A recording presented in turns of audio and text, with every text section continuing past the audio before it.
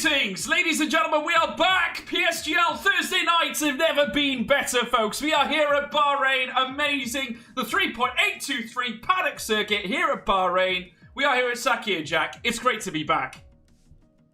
Oh, it is. We've got a fun race for you. Bahrain Shorts. It's kind of come into the league racing scene this kind of season so far. Many leagues have ran it, and it's become kind of a staple now. Everyone prefers this layout, or seems to prefer it, to the actual full Bahrain layout. So should be interesting. 57-second lap, the shortest lap on the calendar, and expect some really close racing. I'm sad it's not the actual oval that we use in the actual Sakhir Grand Prix, but maybe we'll get that in the future.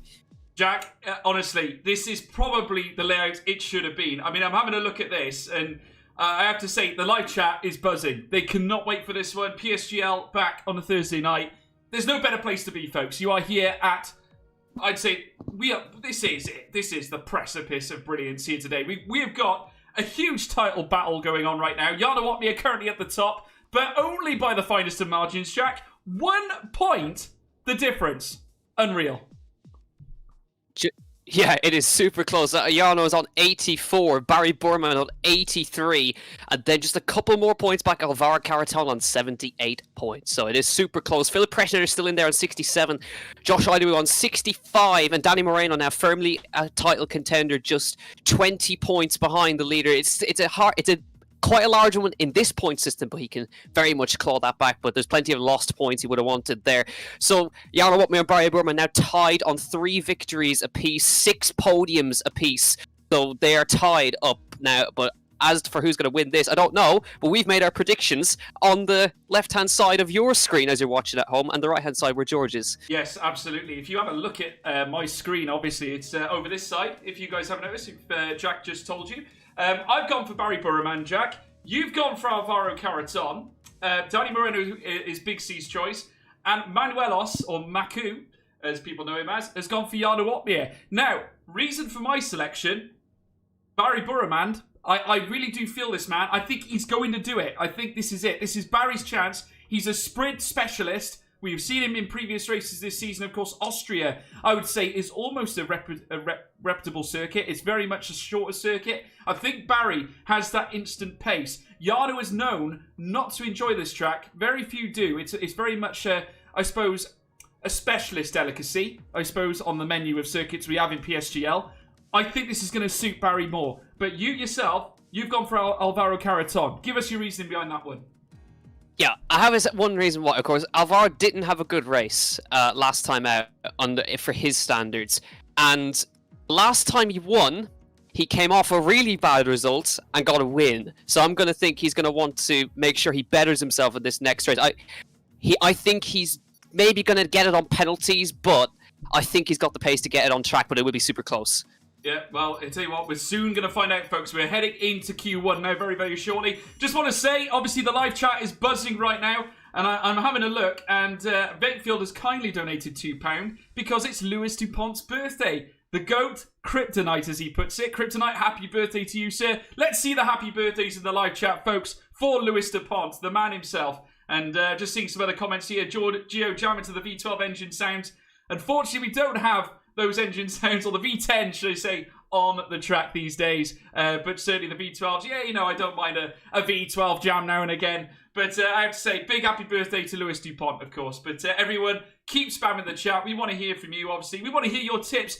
And also, who's going to get eliminated in Q1? Please tell us in the live chat, Jack, because that is obviously going to be a very key thing about qualifying. And this is going to add another layer of complexity. Because of the circumstances that were going around the shorter circuit here at Bahrain, you know, is this going to really throw a spanner in the works now, heading into a Q1 situation?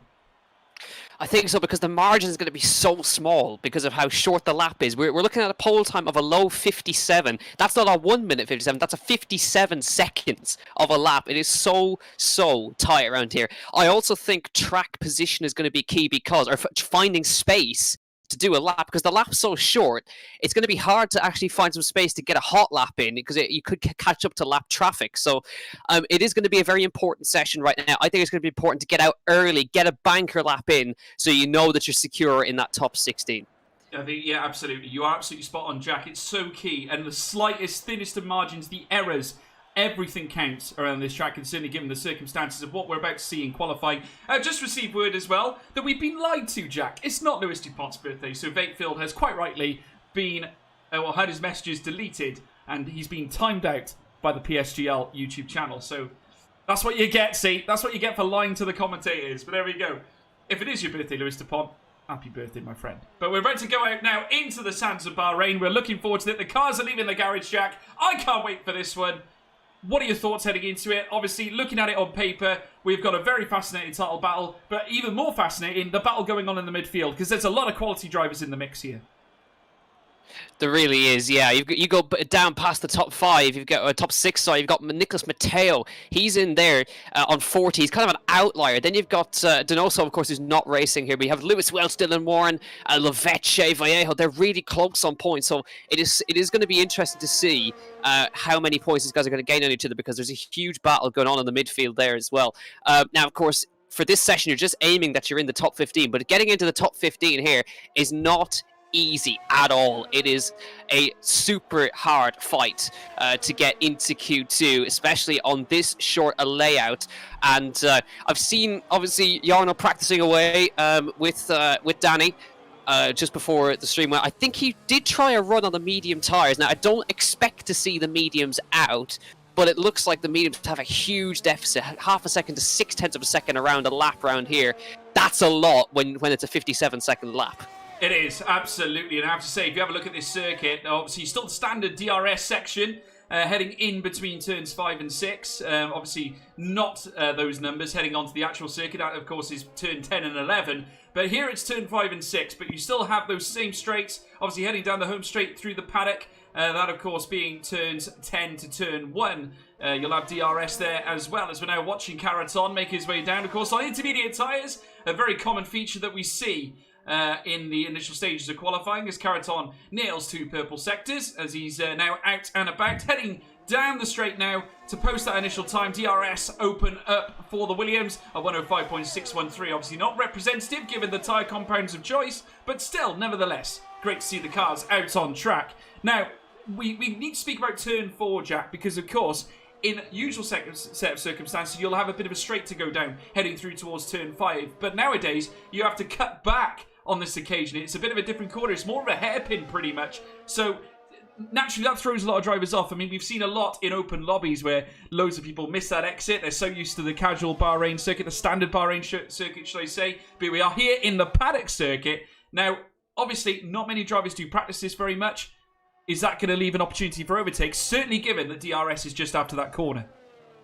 Yeah, I think that corner is going to be the key point here, because you need a good exit out there to make your DRS effective. But as well, it's a tricky corner to overtake on, because it's very narrow. So if you're going to go up the inside there, you've got to be pretty sure that you're going to make it, because there's if you're the car on the outside, you've got a tire bale waiting for you on the outside of the corner. So you're going to hope that you're going to make the move cleanly there. But yeah, that corner is very, very key. The drivers know the rest of the circuit, but that corner is sort of the bogey corner, let's say. It's not one that you remember too often, because a lot of drivers just don't bother practicing this one. But it's super narrow, super tight. Lap 1's going to be tricky through there. Expect front wing bits everywhere. Well, it's going to be very tight indeed. And naturally, if you're going to brake hard heading into turn 4, you are absolutely right. Damage could well be sustained. The drivers certainly need to have their wits about them. And he is a man that's looking to improve. Of course, Philip Prejneda has not had the rub of the green now for quite some time. In fact, his form has declined since the victory at Spa, Jack. He has not had it all his own way, and has recently only managed to amass several top 10 finishes. Of course, 5 points in Britain, 6 points in Italy, not forgetting 8 points in Japan, and his last scoring performance, 2 points in France, his last 2 occasions outside the points in Mexico, and a DNF in the United States. It certainly has not been a fun time for Philip Prejneda. He needs to really bounce back, doesn't he? Yeah, absolutely he does, and he needs a good performance here. He's still in the title fight. He's not out of it yet, but to think that he was once the leader of the championship with Barry Borman missing all those rounds, just not capitalizing on Barry's exit from the championship for about 4 rounds. And that could have been a huge points advantage for Philip Prejneda. He could still be in the lead of it by upwards of 10 points going into the next round. And there's only a few rounds left in the championship, so it could have been a big moment for Philip Prejneda, but just hasn't worked out for him. in these last few rounds, but hopefully he can get himself back on the podium at the very least, because we know he's got the pace for that. So we'll hope to wait and see what happens there. But only one car on the circuit at the moment. Jarno Wotmir out on intermediates, having a bit of a drift session, and we'll see how he goes in this one. Now he's looking pretty quick, but I think it's going to be tight here. Obviously, the margins are so tight. Expect maybe a couple of the drivers separated by about 100 at the end of qualifying, so it's very, very key. But he's obviously on his intermediate, saving a set of dry tyres as well. And speaking of Jarno and the Mercedes, big week for PSGL. We managed to get ourselves featured on the official Mercedes F1 account. Yeah, absolutely. And I have to say, it was a very special occasion, Jack. They had your dulcet tones throughout Mexico being played towards the end of that race. Absolutely exceptional, I have to say. And a big thank you to the Mercedes F1 team for their support, obviously, of the PSGL League. And we also, not forgetting, Jack, we had an article published today on theracemedia.com. Of course, that was all about drivers now trying to get into the Pro Exhibition Series and the Esports Pro Series, and stating how important leagues are, as Otmir now goes across the line into first place with a 105.391. But as I was saying, naturally now, these teams looking at leagues to actually bring the fast drivers into the format. I think it's absolutely brilliant, isn't it? It really is, yeah, because leagues are the only way that you're able to gauge, really, outside of F1 esports, the up-and-coming drivers, how their form is, really. So it's perfect. And to have an article with delving into detail about everyone's results in PSGL and various other leagues as well, it's brilliant to see. I mean, thinking back a few years ago, that was unthinkable that you'd have somebody putting in that much work into an article about this and getting featured on the official Mercedes F1 account. I'm really enjoying Jarno's drifts, by the way, at the moment. He's enjoying himself out there. But yeah, no, it's brilliant to see. And of course, we had the Challenger Series come to a conclusion as well recently, so all those drivers are waiting for the Pro Exhibition Series, as are the guys who qualified through the TT as well, so it's going to be interesting to see. And actually, speaking of Challengers, I want to talk briefly about the new Alfa Romeo lineup here, because it's a bit of a powerhouse one. Timon Shooter alongside Valentin Bruffaert. Well, I have to say, Shooter looks like certainly an absolute unit and a huge prospect for Alfa Romeo, and you're absolutely right. They do come here in fine fettle. Valentin Bruffaert, no stranger to success either. I have to say, he's certainly a very staunch contender, one that we've seen battle on the track on numerous occasions, and he's very relentless as well, does not give up, and that's the type of person you need to be, certainly coming into racing such as this, Jack. Yeah, he really does, and he has got that pace. We've seen it before in the PC on PSGL. He's just been, of course, away doing challengers, but back now here as well with Timon Shooter to see how they're going to get on, faring up against the very best on PC, and they're certainly holding their own. Only one man on the track right now is Johanan in the Alpha Tauri, and he's now the only man out on the dry tyres. Now, you notice that there's basically nobody on the track at the moment. This is actually the quietest Q1 we've had in a long time. It's obviously drivers just waiting, because it doesn't take as much time to do the runs as it does on other tracks. So you can leave it very late to do multiple runs on the dries or on your soft tyres as well. So we mightn't see too much action until maybe 5-6 minutes to go, because the lap is so short. It's about 57 seconds for the hot lap, about a minute for your in lap. So 2-3 minutes will get you a run. So you've got plenty of time in this one as well, as Johanan is going to take us around turn number 1. It's the very same, but here's the problem corner, turn 4, which is this cut to the right hand side, and airily narrow corner, that one very easy to run wide and invalidate there. Then across the DRS section here. Now, it's probably going to be tricky to overtake there. We've seen that on the full circuit. It is very, very hard to overtake into this corner. You've basically got to be alongside before you get to the corner to make the overtake. Up through the S's then. Sector 2 split coming up in just a moment's time. And then a flick back to the right-hand side, down towards the last corner. So it goes by in an absolute flash. It's about as quick as the Sakir outer oval loop that we know from real life. And we'll flick back to the right-hand side right now and get across the start finish. This will probably be our first representative time of the day. Across the DRS now, this will be Johanan to go to the top of the standings on a 57.818, and that is a very good banker effort from Johanan. It is, absolutely. Going at the top end, certainly with a 57.8 is a nice way to start.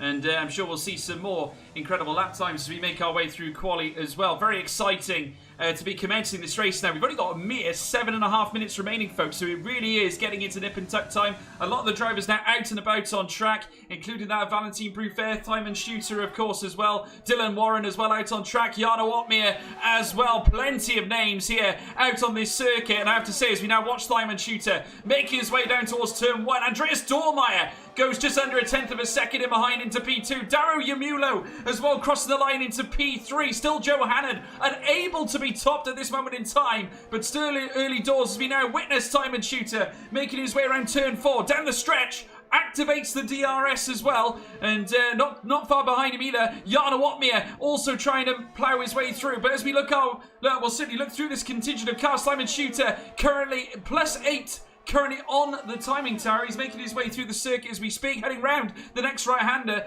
He's already knocked off 1.5 tenths in that sector 1, heading down the stretch now in sector 2. Goes just under a tenth. Leveche into P2 now as well. That's just under a tenth of a second behind Joe Hannon. Barry Burman, though, my tip, straight to the top. 57.6, Jack.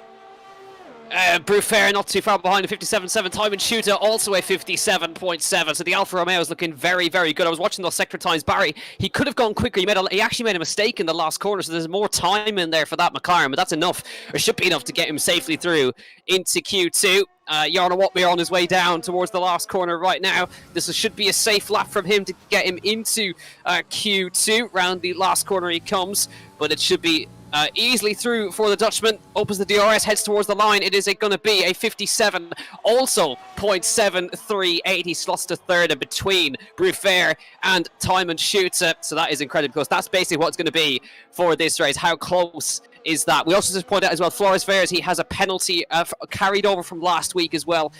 So we're not sure if he's going to be able to take part in qualifying, but he definitely has a penalty to add to his race time at the end of it as well. So we have to keep our eyes on that as well. Danny Moreno's on the lap, Lewis Welch on the lap, Jake Benham, he's on the lap as well. Josh Ido is about to come across the line now. He's going to go into 8th on a 57.8, but that's a tenth of a second between about 6 or 7 drivers. That is exquisite. Just look at them. The top 5 all within a tenth of a second. Danny Moreno, the machine, topples the order there, takes first place. And that now means that the top 4 only separated by a tenth of a second. Lewis Welch comes in as well into the top 5. Exquisite by the Haas driver. And I have to say, Q1 started with absolute electricity here as Jarno Otmir goes to top spot. The Flying Dutchman relents his teammate into P2. And that is over a tenth difference. Amazing lap indeed. And I gotta say, a crunching blow to the rest of the order. The 2 Mercedes tasting Ps 1 and 2 yet again, Jack. Amazing. Mercedes 1-2, that's familiar, isn't it? In PSGL, at least at this moment. 57.55, Danny Moreno 57.66, but we know that we're looking at a 57.3. That is the pole time. We're looking at 0.2 of a second, so there's more time in it for these guys. So right now, the guys on the bubble, Tom97, who's on a push lap right now and is up on his time. Alvaro Caraton needs to get himself out of Q1, and it looks like he should do that. His lap at the moment looking good, 21.3 in the first sector, 22.0 in the middle. So it's not going to be too bad from Alvaro Caraton. Here he comes around the last corner, and he will probably slot himself ahead into the top 15. That's all he needs to do here. Here comes Caraton, goes to second. Good lap. Yeah, very good lap indeed. Only half a tenth behind Jarno Otmir. And that throws the Williams right in the mix as well. Of course, Mercedes powered themselves as Prejnader moves himself up into P13, only managing to get as close as just under 3.5 tenths of a second, which I have to say is right in the drop zone for Q2. So we'll have to wait and see how he fares heading into that session. But Caraton will be delighted with that. Lewis Welch as well. What an occasion to bring to the dance. And I have to say, he must be absolutely delighted with that. Of course, I did see a little video that Jarno posted. And he actually named him the best pad player in the world. And I have to say, you've got to give him these plaudits. He certainly does seem just like that, Jack. I have to say, I've never met a more formidable pad player in all my life. Yeah, certainly. He's quick on his day, Lewis Welch, and especially on the pad as well. I mean, he really put it up to the world champion, and he can only get better, I think, Lewis Welch. So let's see what happens. But 2 minutes and 45 seconds left in this Q1 session. Still plenty of time for drivers to come out for another run. But yeah, Philip Prejnader, he is in trouble. He needs to improve on his next run, or he's is looking likely to get knocked out. The man on the bubble is actually Nicholas Mateo. Dylan Warren in the drop zone. Tom Martinez in the drop zone. Chana Kinchi. Flores Veras, he's knocked out at the moment anyways because he's retired from the session. And Jake Benham is also in the drop zone, but he has not set a time yet. And I'm sure Jake Benham's got the pace to get out. He certainly does. He's just rounding the final corner now, heading down the stretch. Let's go on a lap now with Jake Benham as he crosses the line now, commences his fast lap down towards turn 1 now. Can this man plant himself out of the relegation zone as he makes his way down towards turn 1, turning back on yourself at this point, quick shift up to third, now through turn 2, heading down towards the little kink at turn 3, round turn 4, and a very tight hairpin style corner heading on the outset now through turn 5. DRS will open up right now and makes his way down the semi-stretch towards turn 6. You want to hug a lot of the curb at this point, brake just before the 50, in, brush the curb, round turn 6 you go. Now through turn 7, the AlphaTauri looking to try and knock himself back into respectability. Round the next right-hander at turn 8. Down the semi-stretch yet again. DRS detection zone will become alive just before turn 9. The AlphaTauri now. Purple sector 2. Here for Jake Benham. He's on a flyer. Coming round the final couple of bends now. Turns 9. Now turn 10. Coming down the stretch past the paddock. Jakey B looking to be a heartbreaker. Across the line. P5. Remarkable. Prejnader now dips down to P15. He's got to move, Jack. He certainly has, and hopefully that's not a curse for him. 57.666 on the timing boards for Jake Bello, but that's a great lap. That'll see him safely through into Q2. But now Philip Prejnader is in real trouble. He's on the bubble in 15th place, and he's got some quick guys behind him. Andreas Dormeyer in the drop zone, Dylan Warren in the drop zone, Chana Kinchi, the standout qualifier from the last round, in 18th place. Tom Martinez, he snuck in last time in his last lap, so we'll see if he's going to be able to do it now. So currently, Otmir not going to come out on another lap. He's happy. He's safely through. Lewis Welch is going to have another go. I'm waiting to see sector times from everybody right now. Keeping an eye, Ruben Vallejo, he's going to be the next man to cross the line. Leveche goes into 8th place, and it's Vallejo into 7th, and we'll see now. A couple more to come. Timon Shooters on an improvement. Yamula around the last corner. Where is he going to come in his Red Bull? Can he get safely into Q2? He can't improve coming across the start-finish line. Not enough to get him up a few positions. Prejnader begins his lap now. This is a big lap for Philip Prejnader, and we'll wait to see if he's going to be able to get up Johanan into 12th. He should be safe where he is, but if everybody else behind him improves, then that might be in jeopardy. But big lap for Philip Prejnader. It certainly is. A massive day for AlphaTauri as well. Both cars at this moment in time heading into Q2, and that looks like that's going to be the trend here at Bahrain as we now come through the next right-hander once again. Philip Prejnader looking to try and draft the Ferrari team back into the top end. Remember, they have previously both been evicted in the early stages of qualifying before. Let's hope that there's no heartbreaking scenes like that this time. Tom Martinez, his teammate, ahead of him as well, also looking to try and break the duct. Invalidation from Prejnader! Invalidation! And that has sent him crashing out of Q1, Jack. Heartbreaking for the Scuderia. And Prejnader does not improve on his time, but he should be safely through into Q2. Tom Martinez is out, but Philip Prejnader is in by, get this, 4 1,000ths of a second, but he's safely through into Q2. Knocked out is Dylan Warren, Andreas Dormeyer, Tom Martinez, Chana Kinchi, and Flores Viers. That is a big, big loss, but Philip Prejnader just made it in. He did indeed. Philip Prejnader just by the skin of his teeth, managing to creep it in there. It did get very tight towards the end, and he had an invalidation. He was really pushing on his last lap, but Otmir takes P1 here today. Alvaro Caraton in P2. Lewis Welch, P3. A great performance from the Haasman. Danny Moreno, P4. Diamond Shooter, P5. Jake Parnell, or Jakey B in P6. OMG, Speed Barry in P7. I tell you what, these guys are trying to ruin my day. They are, honestly.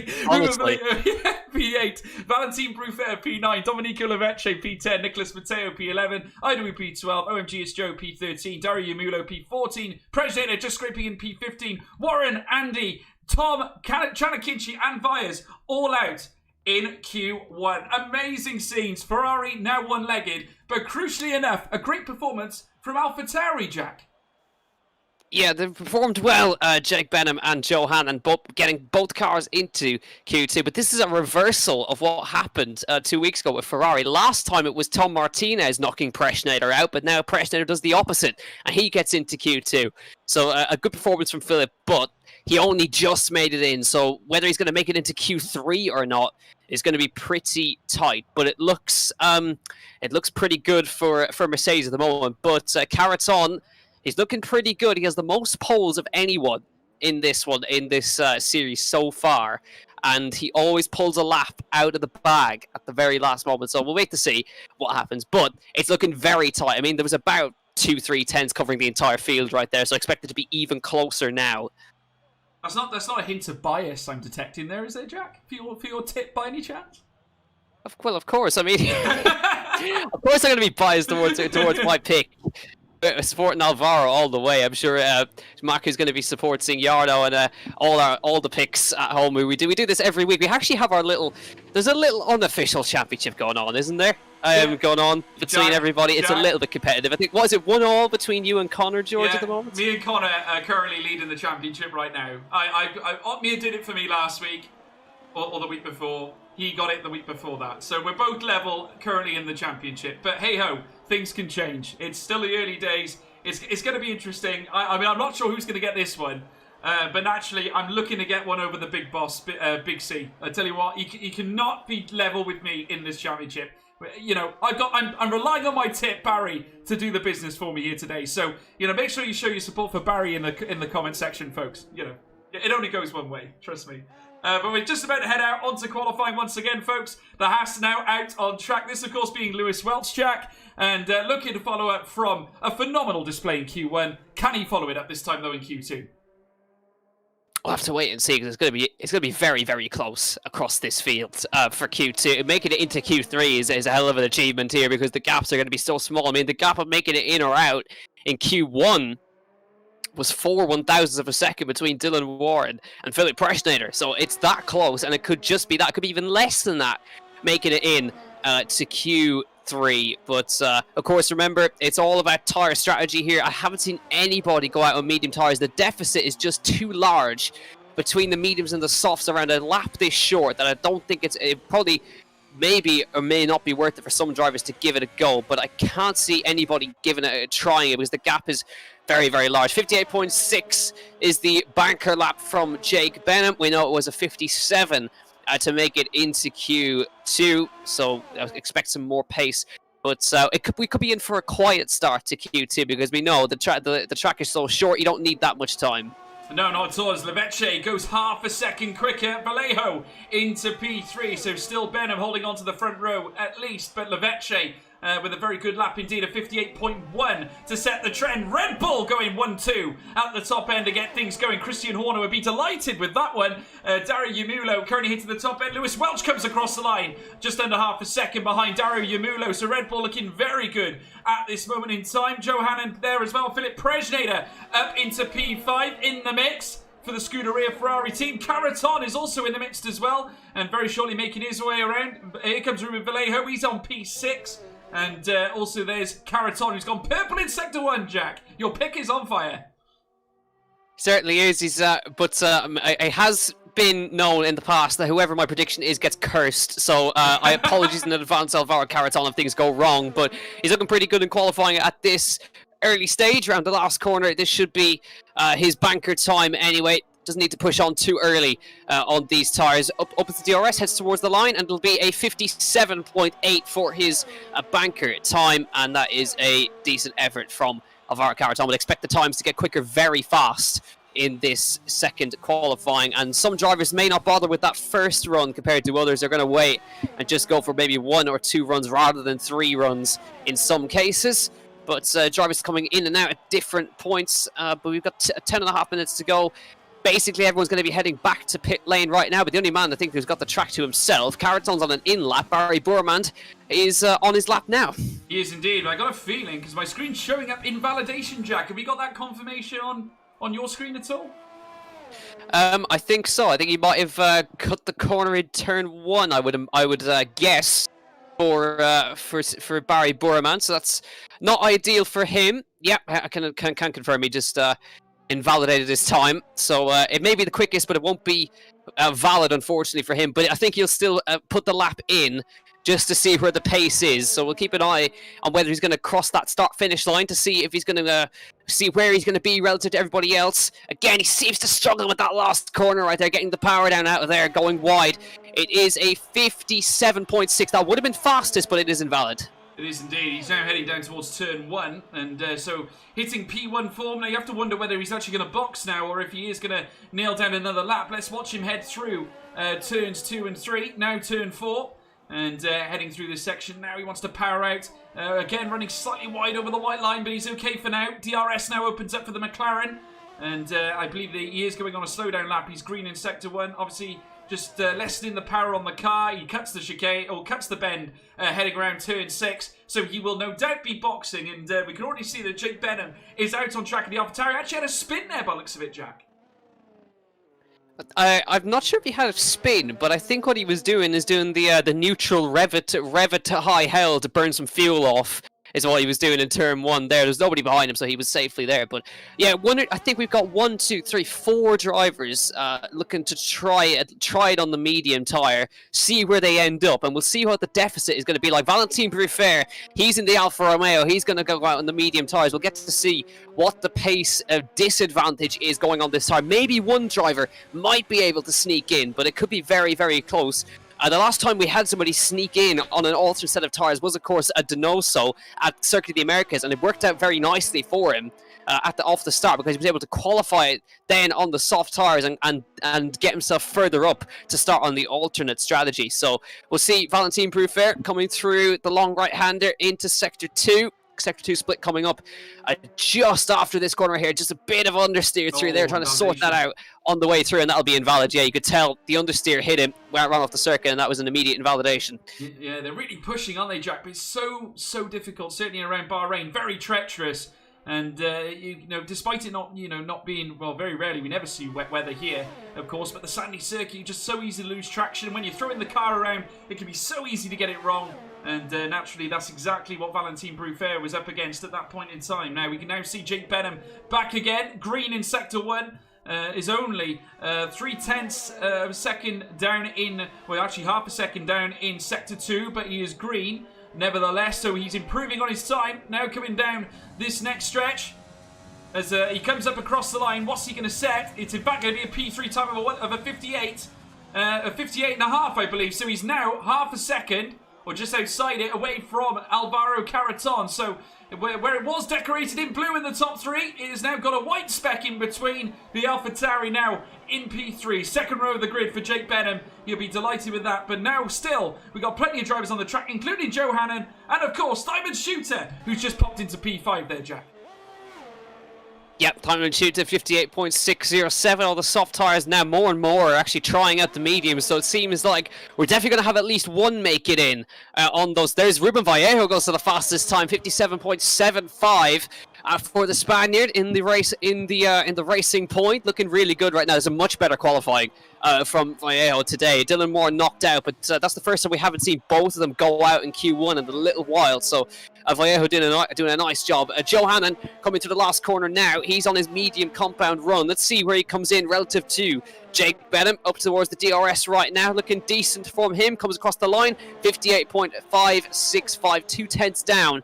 But that is a 4-position difference for him. So now we're going to wait to see. Now, I wonder, has Philip Preston picked up a warning there, because he crossed the pit exit line right there. Be careful, he wants to be careful he doesn't do that in the race, because the stewards will be down on him like a hammer. He certainly will be. Very, very strict, obviously, looking at the ways to enter the pit lane as well. And the stewards have been very clear in the briefing to the drivers as to what's expected of them when it comes to pitting.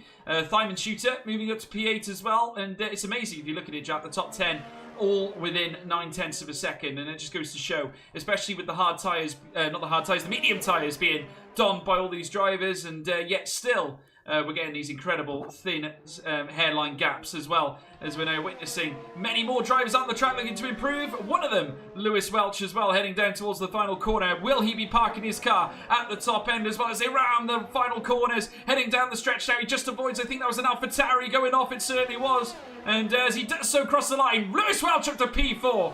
My oh my, he certainly does like this track. Yeah, he definitely does, and he's the fastest of the medium runners at the moment. I would like to point out, we want to call this close. Jake Ben and Valentin Bruffair would like a word that just at the exact same time at the moment. Caraton is out. He's lost it. He's smashed the wheel. The wheels are gone on the Williams, and that means that Caraton is in danger, Jack. He's in danger. He was P10. He was on an outlap, but he has crunched it into the barrier, and he is now what did I say? Q2. The Jack curse is What did real, I say? Spam. What did I say, ladies and gentlemen? I told you the curse lives on. Caraton will be out because you've seen Moreno's not set a time, Mateo's not set a time, Barry's not set a time, and Otmir's not set a time. So Caraton out in Q2. That is that's shameful that is absolutely shameful from me. Honest to God.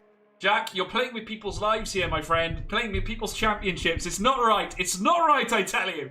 Jack Canan, responsible for the demise of Alvaro Caraton. Is that what the stewards are going to say when they look at this incident? Do I get a penalty for that? Do I get a penalty? Yeah, I think I know who's not winning the tips, the pundit predictions championship this season. So are we going to strike you out? I think your betting odds have just climbed right out now, Jack, to be quite honest. They packed their bags and left ages ago. But Alvaro Caraton out of Q2, and that of course will mean that he is currently at the risk, or certainly at the mercy of other drivers that are currently who haven't set lap times, including that of the Mercedes, Jarno Otmir, and of course Danny Moreno, who are now, I believe, venturing their way out onto the track. Two very empty Mercedes garages there at this moment in time. So we got lots to look forward to now, folks. It's starting to get to squeaky bum time now here in quali. And now we have the other Williams, that of Nicolas Mateo, in close proximity as well, is also Danny Moreno and Jarno Otmir, who are out and about on laps, as we're now witnessing the Williams and the Mercedes coming together. Very requisite of George Russell and Valtteri Bottas around Bahrain. And I'm not sure what's going on here. Is that Danny Moreno, I think? Or, yeah, I believe it is. Yeah, it is. Yeah, I've got a bit close there between those two. As they come through, Mateo goes a little bit wide, lets him back through again for him. I think they're just having a bit of fun going through the right-hander. Mateo on softs, Moreno going on medium. So seems like the medium strategy is the one to go for in this one. So we're definitely going to have a couple of people starting on the mediums, a couple starting on the softs, which is perfect. We like that kind of strategy going in here. Here comes Jarno Otmir to begin his lap. We're going to have other drivers following in close proximity. Danny Moreno is going to be the next across the line to set his time. Philip Preschner is out on the mediums as well. Leveche retired. He's happy. He should be safe, as should be Jake Ben, and we'll wait and see if anybody else manages to improve. But I don't think we're going to be in a position, George, like we were a couple of weeks ago, where the Mercedes are in danger of getting knocked out. Well, no, I don't think so. I think they're looking in good shape. Otmir now making his way around the illustrious turn 6. That's after the DRS detection zone, or just after the DRS straight anyway. Heading up through the next right-hander now at turn 7.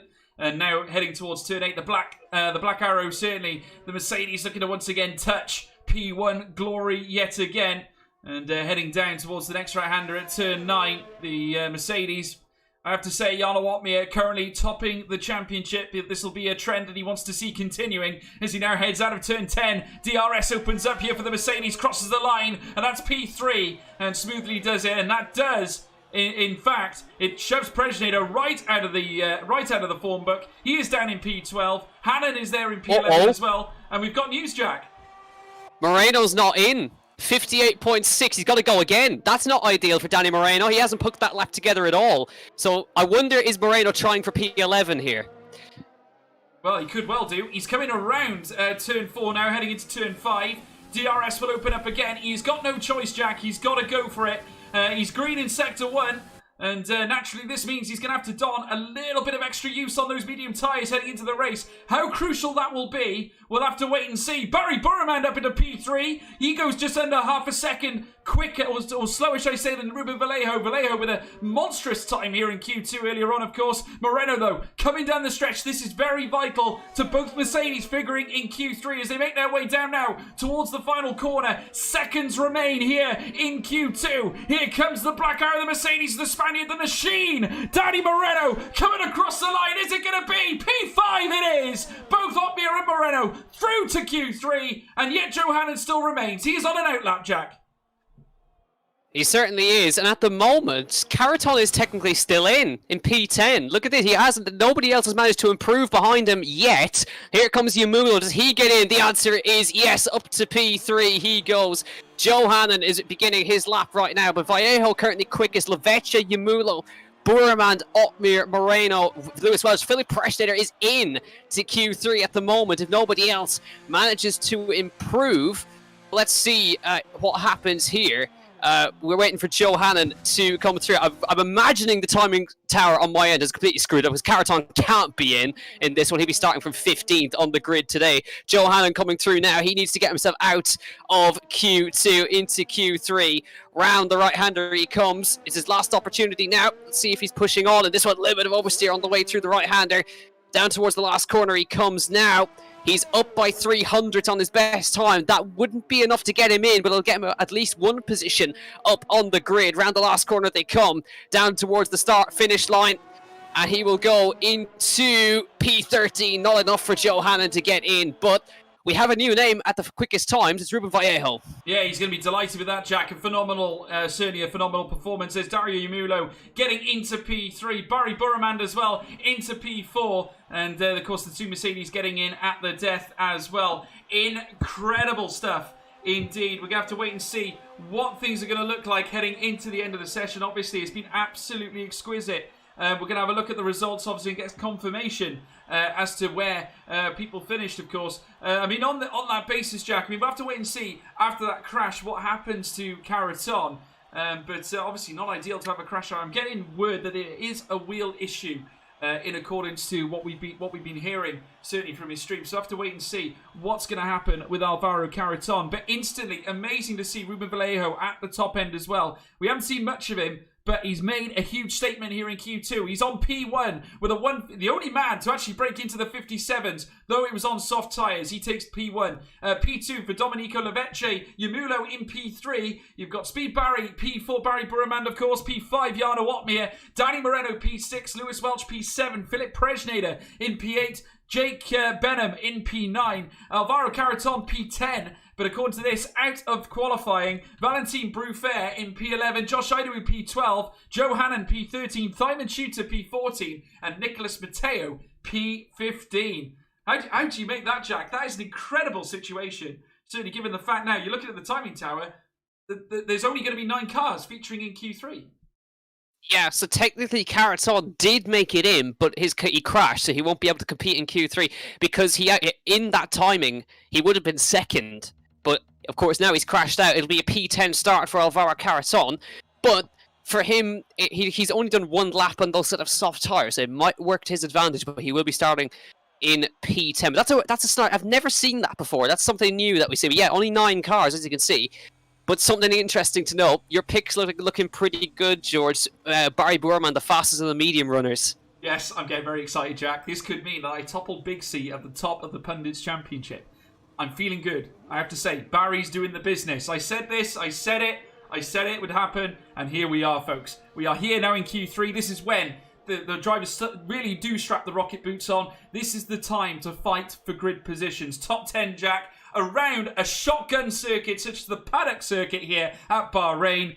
We said before, we'll say it again, we've seen so many unexpected results. Ruben Vallejo top of the timing billing in Q2 for one of them. We haven't seen a lot of him, like I said before, but we could have a real question mark thrown upon this session. Q3 looks to be an absolutely amazing situation to be in. All these drivers have the potential to be P1. Yeah, they certainly do. And Racing Point, I mean, Ruben Vallejo, I mean, these guys were getting knocked out in Q1 the past 2 rounds, and now all of a sudden he's appeared in Q3, so he's really got a great performance out there. Great to see Preschneider. He's up to Q3 as well. He's recovered from that kind of, let's say, blip in Q1 and got himself into Q3, which is where he needs to be. Red Bull, Domenico Leveche and Dario Yamulo, both cars in, as well as both Mercedes. So there's only 2 teams that have got both cars into Q3. That's Mercedes and Red Bull. So great effort from Red Bull. They kind of gone about their business, but they are quick in there. Oh, I think Christian Horn has been on the phone, Jack. That's the only response I have to that. Danny Moreno now crossing the DRS line now, heading down the stretch. Plenty of cars out on track now, looking to settle times. Moreno being one of them. Lewis Welch as well, who's yet to actually cross the line. Here's Barry Burman, of course, my pick for the Pundits Championship. And certainly we'll have to wait and see how he plays out. But obviously, lots of positivity in the commentary box over this one. Maybe not from Jack. Purple Sector 1, though, for Barry. Hello to Matty1929 as well. Welcome to the stream, my friend. Welcome to everybody here tonight. It's great to have you all with us for this final session of qualifying. Very shortly, we will be seeing the drivers come across the line, setting the initial times here in this session of quali here in Q3. Buraman now rounding the next right-hander. Purple Sector 1 at this moment, of course. Sector 2 now purple as well. No one's yet to pip him. Here comes the wickedly fast Iranian Barry Buraman round the final couple of bends. The McLaren team watching in the midst as he now crosses the DRS line, comes up towards the line, and it's going to be a 57.4 smash and grab from Barry Buraman. He lands himself on top spot and pimps Yano, pits Moreno here by the thinnest of margins, only, or should I say, it's actually a massive gap, just over 1.5 tenths of a second. Scintillating from Buraman. Yeah, really, that was a stunning lap from Barry. I mean, he's absolutely smashed it out of the park with that opening lap. 21.3 in the first sector, a tenth quicker than both Mercedes. 21.963, exactly the same sector time as Danny Moreno. So Moreno pulled it back in sector 2, but then again, sector 3, pulling it back once again. So 3 purple sectors for Barry Buraman. That is a mega opening lap time. 20:57.437.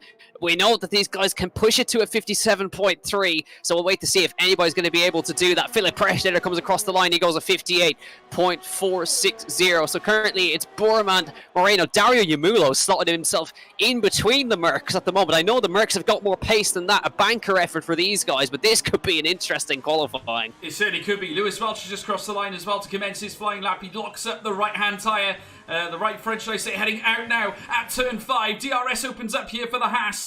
And Lewis Welch, Mr. Padman, making his way down towards turn 6. And heading around the next left-hander. God, he would love to hit the top end. And certainly, like I said before, Yada Watmir knows him to be a formidable foe as well. Certainly on the pad. Heads around the next right-hander once again. Here comes the Haas, round turn 8. And making his way down the stretch now. He's got turns 9 and 10 beckoning. The DRS detection zone just before turn 9.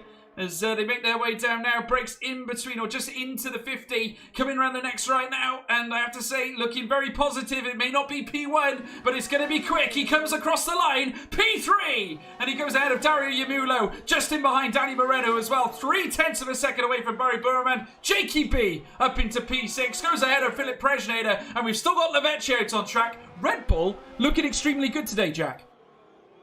Yeah, kind of an outsider pick here, Red Bull of Lavecchia and Yamulo. A great lap from Lewis Welch. He was very, very good. Let's have a look here in the middle sectors where he pulled all the time back. 2 tenths lost in the first sector and a little bit quicker than some of the guys in sector number 2. So he's making that pad work very well. Ruben Vallejo now into turn 1, locking up a little bit and going a bit wide. That might cost him a bit of time as he comes through there. Lavecchia, how's he doing? In his sector time is 21.5 in the first sector. That's 2 tenths down on Barry. So let's see what he does in the middle sector here for the Italian. It looks like Vallejo a little bit quicker than him, actually. 21.97 for Lavecchia. That's a good middle sector. Only about 100 slower than Barry Buraman around the last corner. It could be a decent effort. Could get in front of his teammate here, Lavecchia. Comes across the start-finish line, and he goes into third. 57.666. For him, hopefully that's not a curse. Ruben Vallejo now down towards the last quarter, 21.4, 21.98 in the middle sector for him. So this will be right around there as well. Maybe get himself in front, possibly between himself and Lewis Welch. Here comes the Spaniard across the line. He goes into fourth between the Red Bull and the Haas. But it's still Barry Buraman with a 0.2 of a second advantage. Yeah, I have to say, Jack, we've got some very tasty looking outsiders here today. Both Red Bulls looking quick. Lewis Welch in the frame. And Ruben Vallejo, where has he come from? The racing point has been exquisite. He's up in a P4, only just over 2.5 tenths outside of Barry Buraman's time. Jarno Otmir not messing about here. He's within the final 6 minutes. And looking to try and nestle himself on the top end, of course. He's currently beyond a 10th of a second of Barry Buraman in Sector 1. He has gone green, heading around turn 6 now, round turn 7. And as the Mercedes now makes its way around turn 8 very shortly, does bend the car around now. And the Mercedes looking ever majestic majestic around this night circuit of Bahrain, heading down the stretch now towards turn 9. Purple in sector 2 goes Jarno Opmeer as he makes his way down towards the final couple of bends here, turns 9 and 10. DRS will become active for him very shortly. Already past the detection zone, punches it now, comes across the line, and Jarno Opmeer, P2, over 1.5 tenths of a second, the delta difference. The two Mercedes P2 and 3, they like to be together, working together. Moreno following on as well, though he comes into the pit lane. It looks good, Jack. We got a very tasty last couple of minutes remaining. Is Barry Burman going to be comfortable on that P1 spot? Just by the looks of it now, I think he is, because they're just not able to match him in Sector 1 and Sector 3. It was a purple middle from Jarno Opmeer at that time, but Barry absolutely smashed it in the first and third sectors. There's a 10th of a second in Sector 1 and a 10th of a second in the final sector, so he's really throwing it around. He's going quicker, Jack. He's purple in the first two sectors again. This Iranian doesn't know when to quit. He's coming around the final corner. DRS opens up. Barry Burman, not again. He does a 57.358, over 2.5 tenths quicker than his previous time. The man is relentless. It's Barry Burman, the orange McLaren, blazing orange here at Bahrain. Scintillating stuff. Top end of the billing, just under 2.5 tenths of a second quicker than the Flying Dutchman Jarno Opmeer. Incredible, Jack.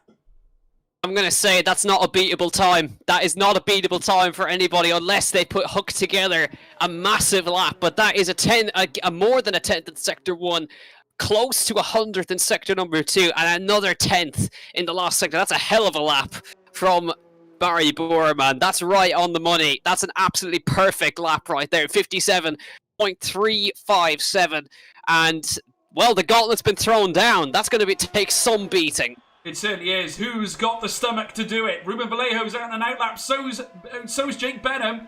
And plenty of others waiting in the wings. But Barry Burman, what can you say to that? The man has not tasted, or certainly not tasted victory since, of course, that race at Spain where he took it at Catalonia. He won the first 3 races on the calendar. He has been humbled by Mercedes already on many occasions by Danny Moreno and Jarno Opmeer. Remember the race at France. Remember, of course, at the United States as well, where he touched second place. And remember as well, he was humbled to 3rd place once again in Mexico. He has hit every position on the podium, but in the last 3 races, he's looking to turn it around here at Bahrain Short. And I have to say, he is looking good on it right now, Jack. If he can land it today, he is well within an opportunity of doing something here. Yeah, he really is, and really, this is going to take an absolutely perfect lap from either of these two Mercedes to usurp that time, because that's about as good as you're going to get. So let's see, the first man to start the final bit of qualifying is Ruben Vallejo. Let's see if he can get himself firmly inside the top 5 here. 57.71, needs less than a 10th to improve his time. Let's see how he gets on in sector number 1 through the first sector. He comes into the right-hander at turn 4. Keeping an eye on the sectors. How is he getting on as he comes across the sector 1 split time? He's 3 tenths down, 21.836 for Ruben Vallejo. So that's not on par with his ones. This will just be an opening banker, and he'll go for it on the next lap. He certainly will. He's just coming through now, and he's going to have to sort of ease the tyres. Doesn't want to chew them up too badly, of course. You don't want to rough them up. No flat spots. You certainly don't want to be locking up, certainly at this very dangerous late stage.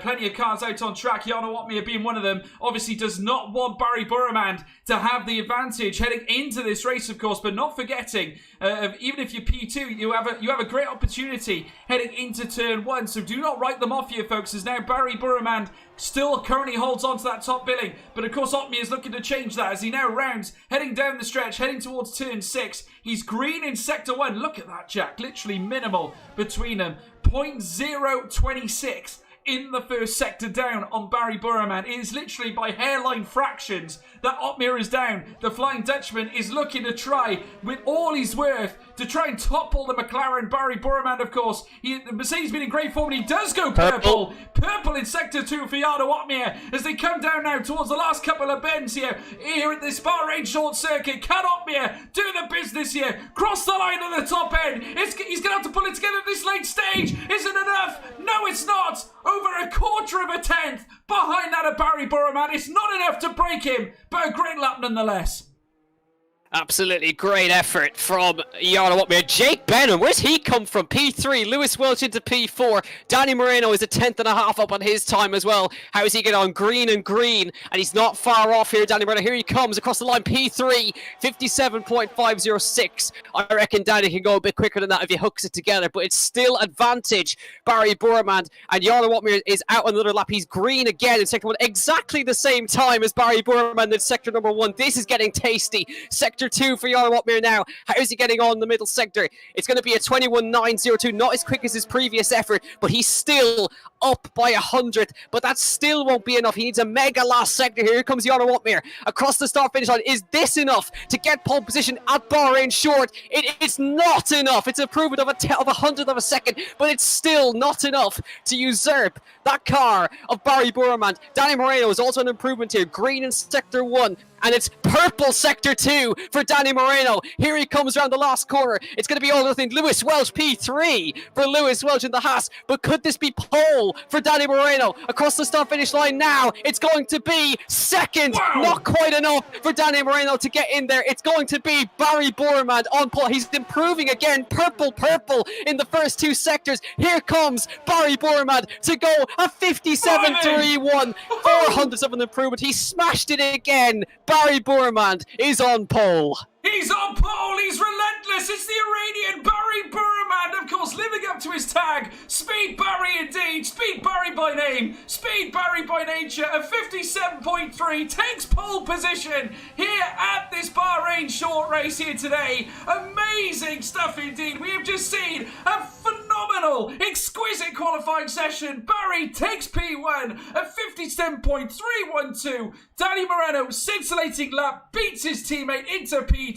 Half a tenth difference, incredible. Jarno Watmere, the Flying Dutchman, starts P3, just under a tenth of a second. Look at the top 3, all under, just over half a tenth. Lewis Welch P4, Ruben Vallejo P5, Jake Benham P6, Domenico Lavecce P7, Daru Yamulo P8. You got Philip Presley to P9. Honestly, ladies and gentlemen, I do not know what to tell you. I am lost for words.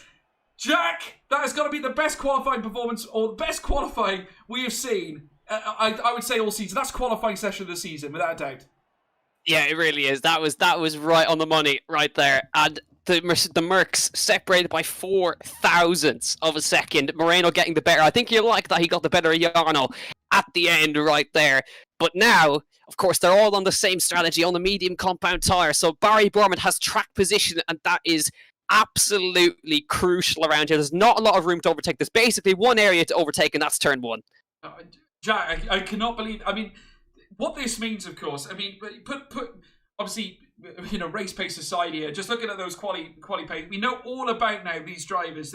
All of them are relentless. They bring their A game. It just goes to show, folks, it's not just the Pro Series. It's league racing as well. You see the best in the world coming to contend. They've got everything on the line. It's all about passion, folks, and we're seeing it there in abundance. Barry Bourmand on top spot. He is literally racing for his life. He's such a quality, such a talent. And I have to say, P1 on track right now, on the grid, in qualifying, incredible. Jarno Watmere and Danny Moreno, incredible performance as well, well within a tenth of a second, and loving life indeed.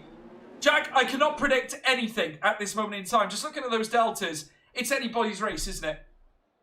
It really is right now, yeah, and of course that pole position takes Barry to the top of the pole position list this season. That is his 4th pole position of the year. Jarno has 3 to add to his tally, so it is very close. But of course, that's so crucial, George. There's a point between them in the championship between Barry Bourmand and Jarno Watmere, and now, of course, Barry has a car between himself and Jarno. Now, that car, of course, is his teammate, Danny Moreno. But this is such an interesting grid. Look at Lewis Welch up in P4 and Ruben Vallejo in P5. That's a stellar performance from those two. I'm interested to see now what happens further down the order. We've got some really quick guys starting further down the order, of course. But all eyes are going to be on Barry versus the 2 Mercs. Oh, it's something we enjoy watching every week without fail. We saw some of it in France. We saw some of it in the United States. Mexico was incredible. We're about to see something extremely special tonight, folks. Do not go away. You do not want to miss this. Jack, before they get on the grid, I want to hear your prediction. Lay it on me. No, I'm not making a prediction because they'll crash. So I'm not saying anything, alright? That's my prediction. The Canaan curse is alive and well at Bahrain, folks. I want to see your predictions as well, folks. Hit us up in the live chat. I gotta say, League Racing has never been better. Your Thursday night has never been better. Remember, you can check out PSGL on Twitter at Premier Sim GL. Not forgetting, you can tweet me and Jack, of course, my Twitter tag at George Morgan TV. Jack as well, Jack Canan, Jack C Coms. Make sure you tag us as well. But folks, we're about to get underway here at Bahrain. It's going to be a tasty affair. Keep it with us, folks. There's Barry Burman there on the front end. Here we go, folks. First light, second light, third light, fourth light, the fifth light. And it's pedal to the metal. Go, go, go, go, go, go, go. And getting a lovely getaway did Danny Moreno as the inside line. Lewis Welch, an incredible getaway as well. Yono Opia forced to take the outside line into turn one. Barry Burman still on top. The two Mercedes going three wide with Lewis Welch taking the outside line there as Danny Moreno hugs a lot of the curb there as they round. They're certainly around turn four. Oh my word, a collision there. The two Mercedes coming together. It looks like Obia's just gained a couple of places. Moreno has cascaded down into P7, goes behind the Red Bull of Domenico Lavecce. An incredible start here, Jack. But Barry, he's away and clear. Yeah, he isn't. Daddy's down to P7, got shoved wide in turn 4, and it was a pad traction OP for Lewis Welch. What a start he got from the second row of the grid, 3 wide with the Mercs. But now it's Barry Burman ahead of Otmir, Ruben Vallejo, stellar start, Lavecce up to 4th now as they slot into the last corner on the soft tyres, of course. And now Moreno's trying to get himself back. Alvaro Caraton on the back of him now as well. This could be a big move. Caraton's on the softs. He needs to make some traction here up towards turn 1. Moreno to the inside of Benham. Lewis Welch to the inside of Lavecce as they head down towards turn number 1. Moreno to the inside, looks up the inside, goes side by side with the AlphaTauri. Caraton's on the defensive behind from Yamulo as well, still side by side between Benham and Moreno through turn 4. They bang wheels on the way through again. Benham's hanging on for dear life versus Moreno here, but he should have the traction on the way out in that Merc to get in front, and he does just get ahead right there. But Moreno, not the start he wanted. Mistake in turn 4, and he's paying the price. He certainly is, but I have to say, a great overtake, grandiose manoeuvre there from the Spaniard, the machine who's come to play, Danny Moreno now. And I have to say, really laid down the hammer upon that man, Jake Benham, of course, who has been really, really good. Certainly in qualifying, his pace has been exceptional. Also in behind is your pick, Jack. Alvaro Caraton, who's looking to also open up the door here on Jake Benham, takes the inside line, heading into P9, heading into turn 9, and takes P7 away from Jake Benham. The Williams was left for dead, and he's there now, as we're now witnessing them cascade down towards turn 1. Indeed, here comes Moreno yet again, this time going wheel to wheel with that man, Lewis Welch. Oh, should I say, sorry, Ruben Vallejo, as the timing tower sorts itself out. They're heading now through turn 4, now through turn 5. Exquisite stuff indeed. Obvious down in P3, according to my timing tower, folks. Obviously, we'll keep you up to date as we go. But Moreno really starting to work some magic here. He's managed to regain the places that he lost. He's going to be a bit chewed up about it, but his racing has been absolutely brilliant. Wow, this Moreno's at the head of the train now. Caraton to second, but look at this, Ruben Vallejo. He's making the softs work, isn't he? Up to second place, getting past Jana Watmir, chasing down the car of Barry Burman, and Lavecce fancies a nip at the back of Jana Watmir as well as they head down towards the last corner. But of course, crucially, Moreno does not have DRS on the cars in front, so watch out. I'll settle in for this overtaking fest right now. DRS enabled on this lap for the leaders. Barry Burman will not have DRS behind. Lavecce is going to have a go on Jarno Watmir as well. Down the back straight they come for the 3rd time as they head towards turn number 1. It's really close between these two, but Lavecce slots ahead of Jarno Watmir into turn 1. Caraton gets the job done on Danny Moreno up to P5. Goes the Spaniard ahead of his fellow Spaniard, and now we'll see now if Caraton could close the gap to DRS. He has to do that or he's going to be in big trouble later on. He certainly will be. Jarno Watmir, the Flying Dutchman, licking his wounds after that overtake there from Domenico Lavecce. The soft tyres working. Oh, Vallejo, right now. Sorry, George, Vallejo up the inside, into the lead. Incredible stuff by Ruben Vallejo. We said it, he's been a man on a mission. He snucks in at the death there with the soft tyres and sneaks through past Barry Burman, heading around turn 6. Exquisite from the Racing Point as they make their way down towards turn 9. In behind, look at Leveche. He's a man on a mission as well. He just overtook Opia. He's having a season size up on Barry now, heading around the next right-hander. Round turns 9 and 10. The next home straight now is going to be the opportunity for the Red Bull as he now sprouts his wings. Let's fly. Domenico Leveche looking to snatch P2. 3 wide heading into turn 1. Speed Barry looking to cruise through into P2. Can he hold on? No, he can't. No, he cannot take P2. Can Domenico Leveche still remains in P3. Burman cannot stick into P1. Chaos here in lap 5, Jack. And it's only lap 5, that's the thing. It's really hotting up early on. Now, crucially for Alvaro Caraton, he's worked hard with his ERS to get inside DRS of Jarno Wotman. He's broken away from Danny Moreno, so exactly what he needs to do on the soft compound tyre. But Barry is doing immensely well to stick with these guys on the soft tyre as well. He's sandwiched between them. But Vallejo's got to get away early on to try and make this work, because the mediums will last a lot longer. Tyre wear is very high around this short circuit. So let's see what happens right now. The DRS is so effective in these cars. Now they begin to settle down a little bit. Gaps spreading out just a little bit more now. Vallejo, the only man without DRS this time. And of course, plenty of ERS for Speed Barry as well as Vallejo. They're saving the ERS very well. But now they seem to be settling down into their train. The early chaos has settled down just a little bit. And look at all those cars down towards turn 1. 20 cars in a train. But Vallejo leads it now, and he's got to just manage this now as best he can. He certainly does, but Vallejo, I have to say, he was absolutely brilliant in Q2. And he's done it again. Went down on the soft tyres. Of course, Barry's still on mediums. Remember, he qualified on that compound in Q2. And an exquisite performance nonetheless. You have to expect him to take, obviously, the longer strategy. Obviously, given the fact he's on the mediums, can mean that he can pit later, of course, than Ruben Vallejo. So at the end of the day, Vallejo, what he needs to do is try and break the DRS on Barry Burman if he wants to try and remain in that P1 spot. He really needs to start hammering in some really quick laps as they make their way down towards the next right-hander.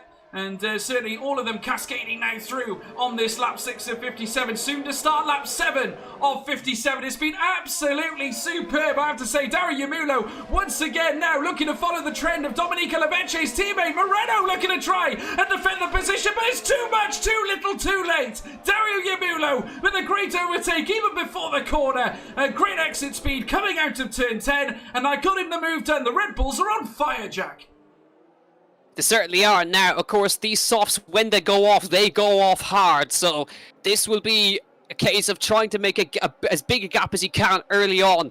The medium to soft strategy, obviously the much more favourable strategy. I don't think Caraton would have wanted to be on this soft compound tower before his crash, so he's trying to make the best of a bad situation right now, and all these guys are qualified on soft compound tires as well, so trying to make gaps early on, but the medium tires will come into their best in about a few more laps time. We're about to go on to lap number 8 of 57 around this Bahrain short circuit. Not too many overtakes happening now, but Caraton has really closed that gap to Otmir in this past lap or so, and he's getting closer to the back of that rear wing, but he doesn't have the overspeed that he needs. Yamulos has the fastest lap of the race so far, but Vallejo, even if he is on soft tires, he's managing this very nicely with the pressure of Barry Burman behind him.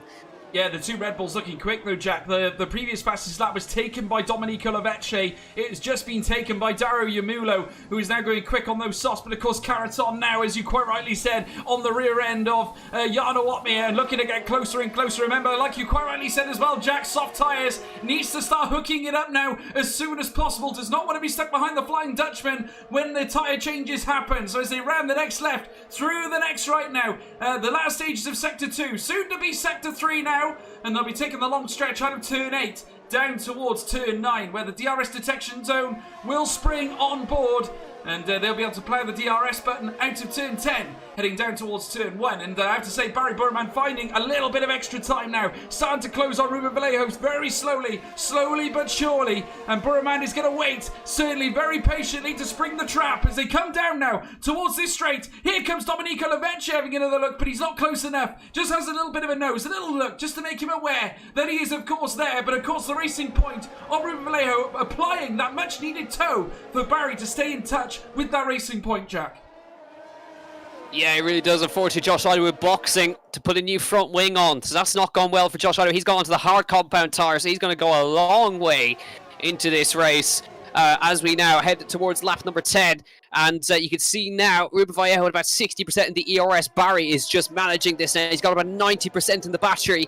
Leveche is managing it nicely at 83%. Yara Watmere looking after the ERS 60%. And Alvaro, crucially for him, because he got in DRS, he can now start to charge that battery back up again, because it was down, depleted to almost zero, and now he's got it back up to about 40%. But it's getting a little bit tighter now. The softs beginning to go off, and the mediums starting to close back in. You can see Opmer getting closer to Leveche, and remember, that gap was almost a second on the previous lap. He's pulled half a second in one lap. Yeah, and that's showing incredible pace. And of course, if he manages to lumber the same type of...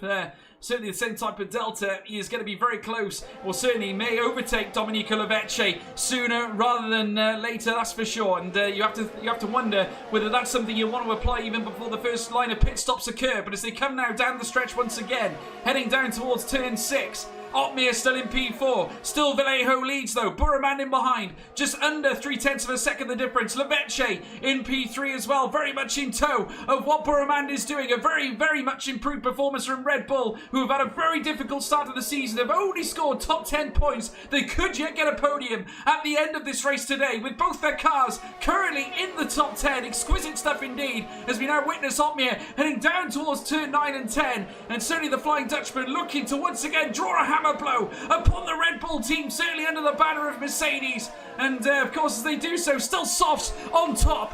P3, Domenico Leveche also on softs, but like you quite rightly say as well, Jack, the mediums starting to come into their own now. Yeah, the softs will be starting to wear off a little bit now. There's only 4 cars on the soft compound. Everybody else is on the medium tyres. And they will be starting to now just work a little bit better. So it's very hard to get out of the DRS right here. So Vallejo is just basically hanging on and looking after those tyres as best he can before they move on to the medium tyre. Of course, the medium is going to go to the soft tyre as well. So it'll be an interesting to see what happens. And I'm interested to see where Ido is going to end up much later in this race. Hard compound tyre. Can he maybe push that a long, long way? It will be interesting to see how far he gets on the hard compound tyres. He may as well try something different now. He's 26 seconds behind Tom Martinez with the front wing change. So he may as well try something different.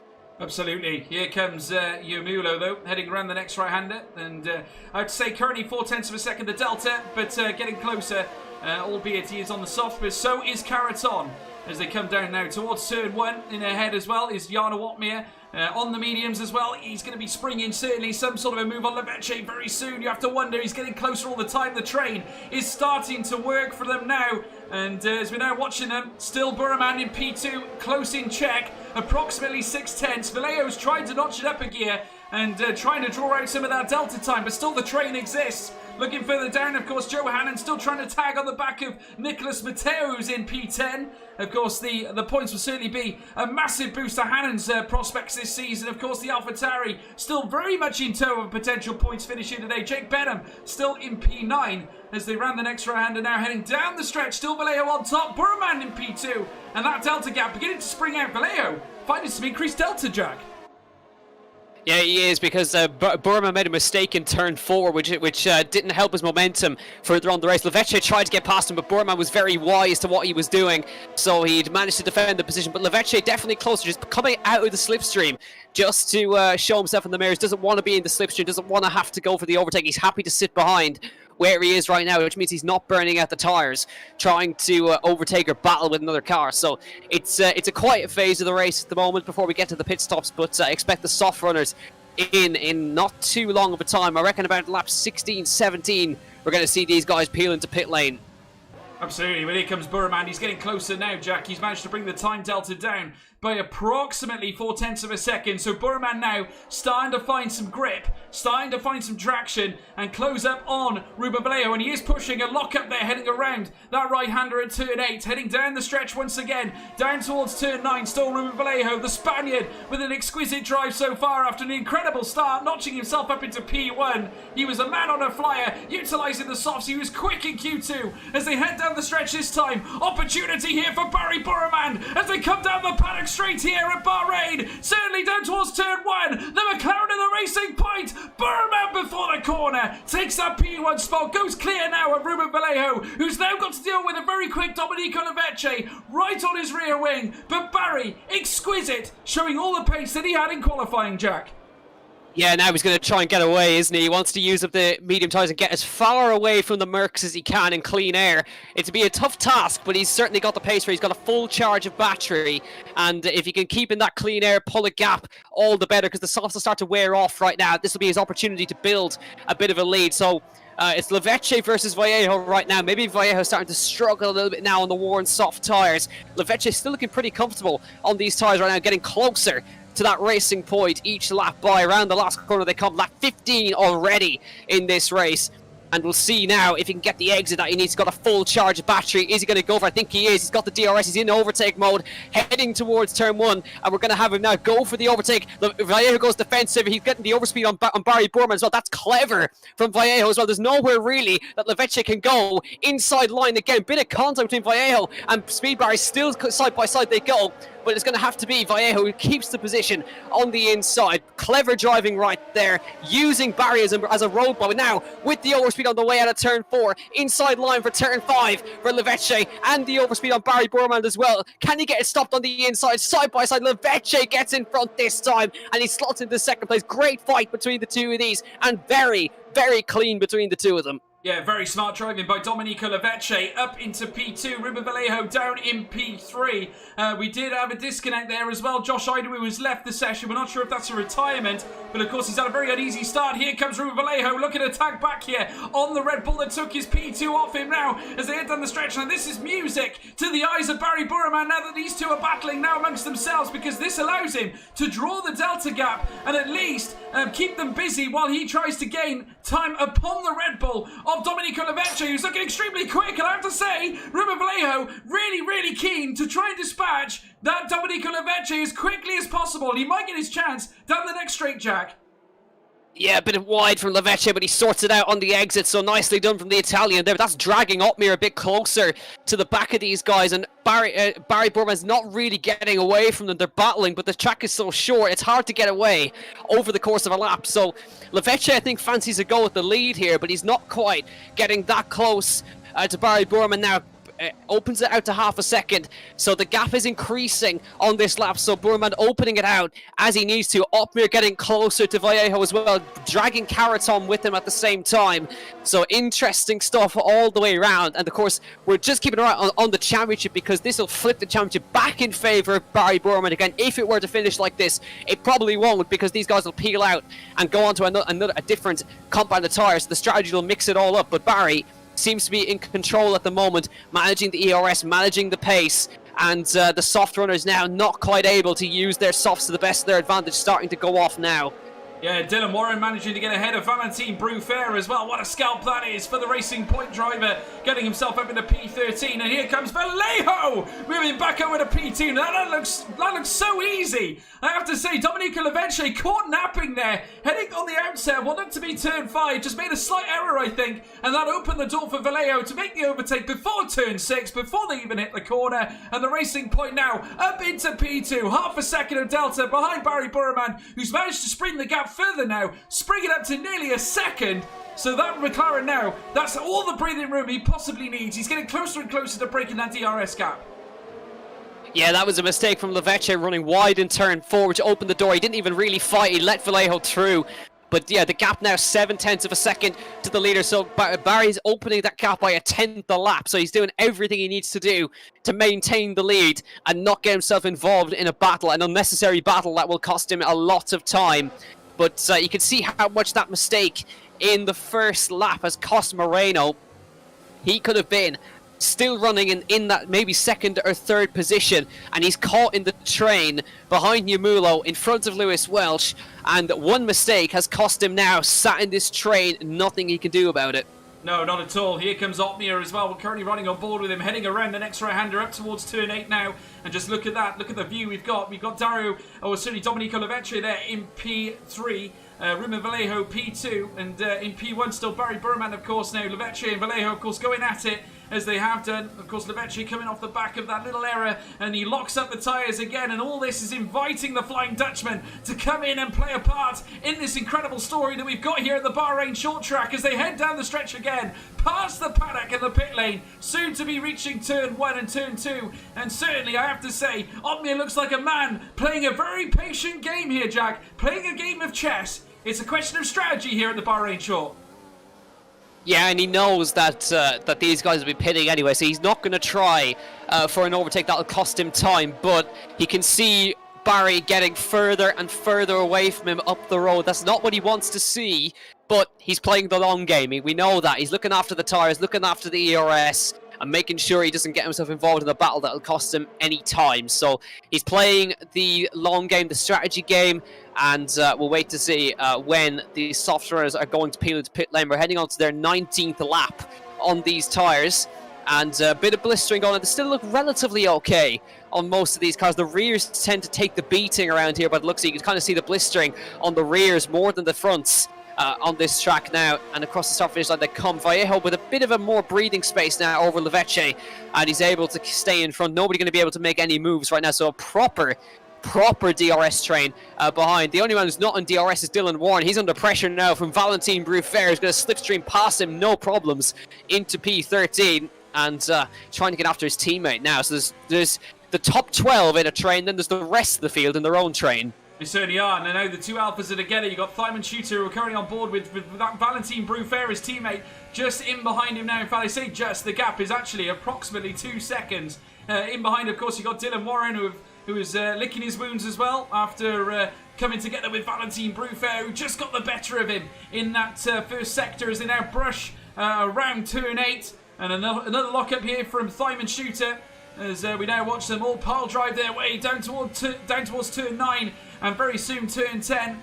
Danny Moreno is still very much in the mix as well, trying to close the gap here on Dario Yamula. I've got to say, the two Red Bulls have been absolutely outstanding, Jack. I know I said it before, but they both maintain their positions. They're up in the top 6 as Otmir, I think, has managed to dispatch the Red Bull. That's Domenico Leveche. I spoke too soon, Jack.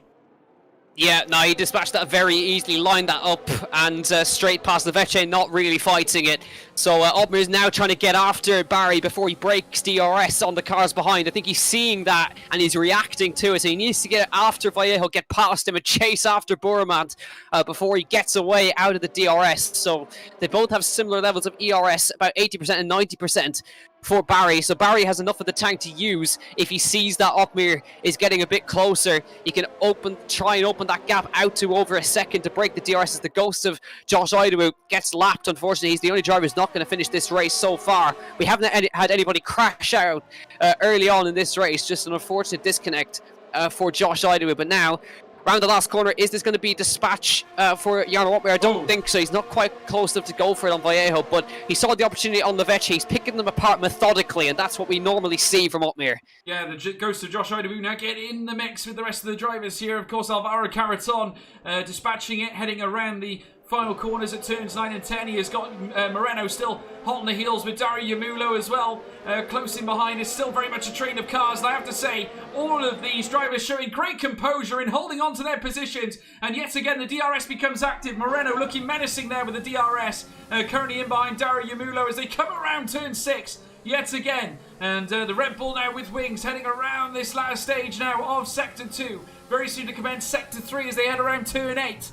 And still the Red Bulls holding on to their respective positions. Leveche, of course, being dispatched by Jarno Otmir as they head out of the straight. And it looks like Moreno got a slightly better exit, but the straight line speed aiding that of Dario Yamulo, getting a little bit of a tow from that man, certainly. Well, I think that was Alvaro Caraton as they come on the outset. A little mistake now. The soft runners are boxing, Jack. The soft runners are boxing. Yeah, Vallejo is in, and crucially enough, Barry's managed to get out of DRS. He did that just before the last corner and got himself out of that DRS range of the cars behind. Leveche's carrying on, so Caraton is in, Vallejo in, and Yamulo also in for medium compound tyres. Good stuff from all those guys. Vallejo comes out, Caraton on their way out, and they now should have some clean air to try and bring the gap down. But Barry in front of Jarno, 1 second between them. Jarno's going to be trying to get into DRS. Barry's going to try and keep him away, and he's got plenty of battery charge to use as a defence. He's also got to watch his mirrors for Leveche, who hasn't pitted yet, but I'm sure he's going to react immediately to the guys who pitted on the previous lap. Absolutely, and here's Joe Hannon as well, the AlphaTauri, who's been absolutely brilliant, managed to find his way, obviously, after pit stops into the top 10, and he's still closing, this time on Nicolas Matteo, teammate to Alvaro Caraton as they come down now. Time penalty, the first one I've seen, actually, Jack, for Andrea Stormeyer. We haven't seen that many today. Can we confirm that's the first penalty? It is indeed the first penalty of the night, yeah, for Andreas Dorn. We've got 24 laps without a penalty, so that's the first one.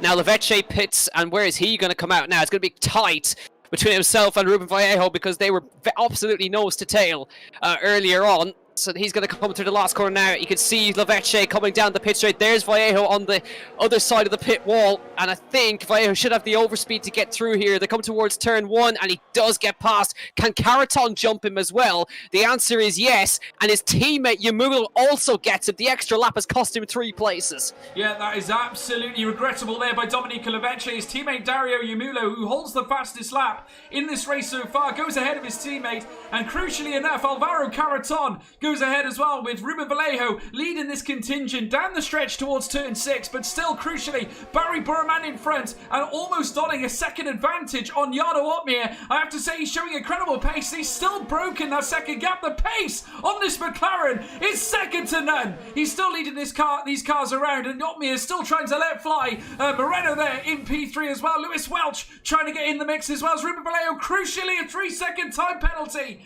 And naturally, in races such as narrow as this one is, as the cars get so closely grouped together, a 3-second time penalty, Jack, that is so crucial to the finale of a race. Yeah, that's worth a lot. Yeah, absolutely. Dario Yamula, another fastest lap for the Red Bull. The Red Bulls are absolutely flying right now. And Caraton is all over the back of Ruben Vallejo as well. Opmeer's getting closer to Barry Burman as well. He's having to use his ERS to get up to the back of him and make sure he keeps himself in DRS as well. So there's loads to keep your eyes on. These guys won't be pitting for another while. So they're going to be battling it out between these two. And we haven't had too much of it this season, really. But these two are on their own on the circuit. Barry Burman and Jarno Opmeer, 1 point between them in the championship. Advantage Opmeer at the moment, but Battle of the Titans.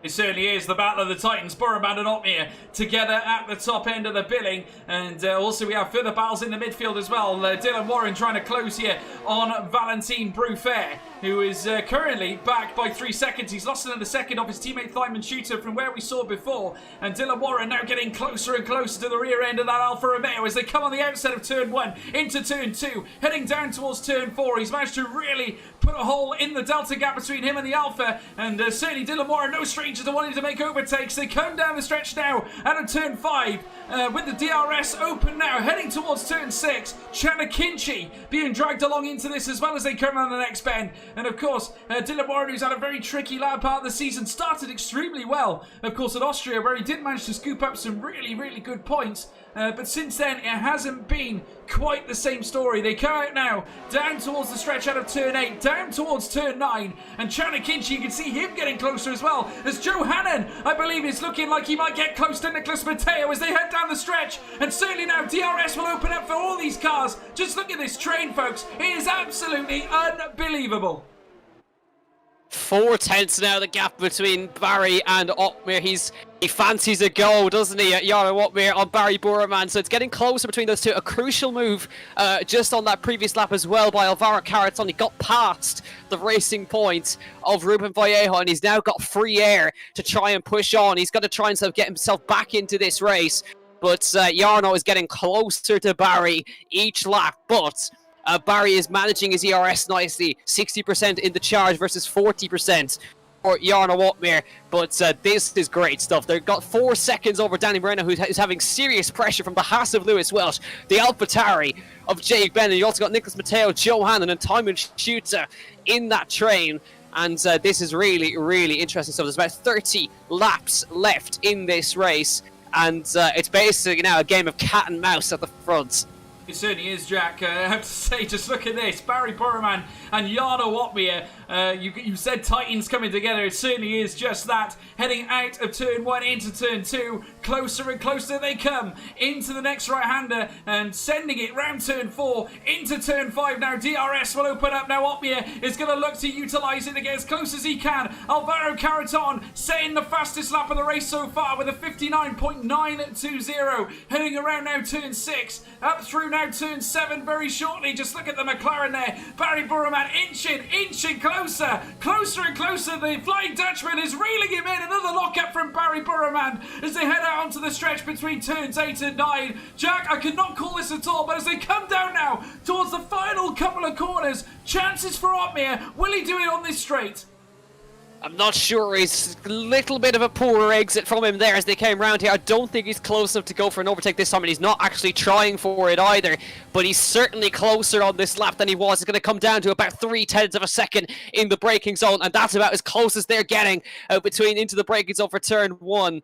0.3 it comes down to. So Jarno marginally quicker on each lap, but is not going for the overtake just yet. It seems that Moreno is just hanging back 4 seconds back and holding up the rest of the field. He certainly is, but look at these two though, cascading through. We cannot bear to take our eyes off this, folks. Any movement, any change in the classification can really dramatically at the end of this race. Donning the helmet of Michael Schumacher, the great man, multiple world champion, 7-time world champion in Formula 1, heading round the next right-hander, certainly down the stretch between turns 8 and 9, and Jarno Opmeer getting closer and closer, of course, to Barry Burman down towards turn 9, soon to be turn 10. The Mercedes in the number 69 car, looking to get closer and closer to the McLaren, the orange McLaren, who can now see in his rear wing the menacing, the incredible, the world champion of F1 esports, Jarno Opmeer, in the Flying Dutchman, cruising down towards turn 1, getting closer and closer, half-inching every bit of delta time possible. We're going to be on for a very classic battle heading through this race, Jack. Yeah, Jarno's saving ERS right now, so he's not trying for an overtake just yet, but he's wanting to make sure he has enough battery. I think what he's going to do is he's going to try and do the opposite strategy to Barry Burman. Will he go for the undercut or the overcut? We'll have to wait and see, but I think in case Barry goes in first, he's saving up enough ERS charge to go for it on the in lap, or to have enough battery charge to go for it on the out lap. So he has to make sure he's got clean air behind him to do that right now. So strategy is going to be a big part, and we saw the overcut is not good around here. It's lost Domenico Leveche, about 3 places in the space of 1 lap by just staying out 1 single lap longer, and he's at the back of that train. Caraton, Vallejo, and Yamula pitted that lap earlier, and they are now at the head of that train as well. But no moves being made by Opmeer just yet. He's saving up that ERS charge. Barry's not using any of his, so it's a game of strategy as Lewis Welch, the first of the medium runners to pit. He certainly is. He's down and he's cruising down the field, of course, the classification, soaking up those that are in the pit now. Valentin Brufair joins him, Andreas Dormeyer, so does Philip Prejnader. It hasn't been a great day for the Ferrari man, the Slovakian again, left frustrated this time at PSGL here on Thursday night. So I hope you're all enjoying your night, folks. It has been absolutely brilliant, I have to say. The battle is just about to get started here. These two, who are currently fighting for the championship, you've got Jarno Opmeer leading the driver's title, or leading the driver's championship by a solitary point between him and Barry Burman right now, and once again they're clashing at the top of the classification here at the Bahrain short circuit as they head down the stretch now, down towards turn 9 yet again. Opmeer waiting for the chance to pounce, charging up his ERS, preparing for a move, an assault here on Barry Burman as they come down now towards lap 32 of 57. We're not far away, folks, from a very classic encounter or a classic finish here today. Both of these will be utilising a similar strategy as Jarno has a little look heading into turn 1, Jack. Yeah, he's thinking about it. I think he's trying to force Barry into a mistake. Everybody else pitting behind. Jake Benham's in, Matteo's in, Timon Schuta's in, Chana Kinchi and Veers are also into the pit lane right now. But this is now, here's Jarno using the overtake now. DRS, but this is it now. Can he go for it down to the left? I don't know. You can see Barry using his ERS to defend. We're coming up to pit stop phase right now. This is getting spicy. The 2 championship leaders fighting it out now on track. And Jarno wants to go for the lead in the next lap or so. He wants to make sure he has the gap to try and get out in front of this man in the pit stops. Who's going to dive into the pit lane first? Is it Barry? Is it Jarno? Expect Jarno to react to Barry. What is he going to do? Barry has the lead position here as they come around the last corner. Who's going to pit first? The McLaren or the Mercedes? Round the last corner to come. Barry goes first. Jarno's going to follow him in. Is he? Yes, he is. They're going in for the same strategy. Can't afford to go for the overcut. Yeah, look at that, folks. Both Opmeer and Barry hightailing it into the pit lane. Now, this is when things get juicy, of course. Who is going to get the advantage out of the pit stop? Other car's going to come cruising by. Joe Hannon, who's boxing as well.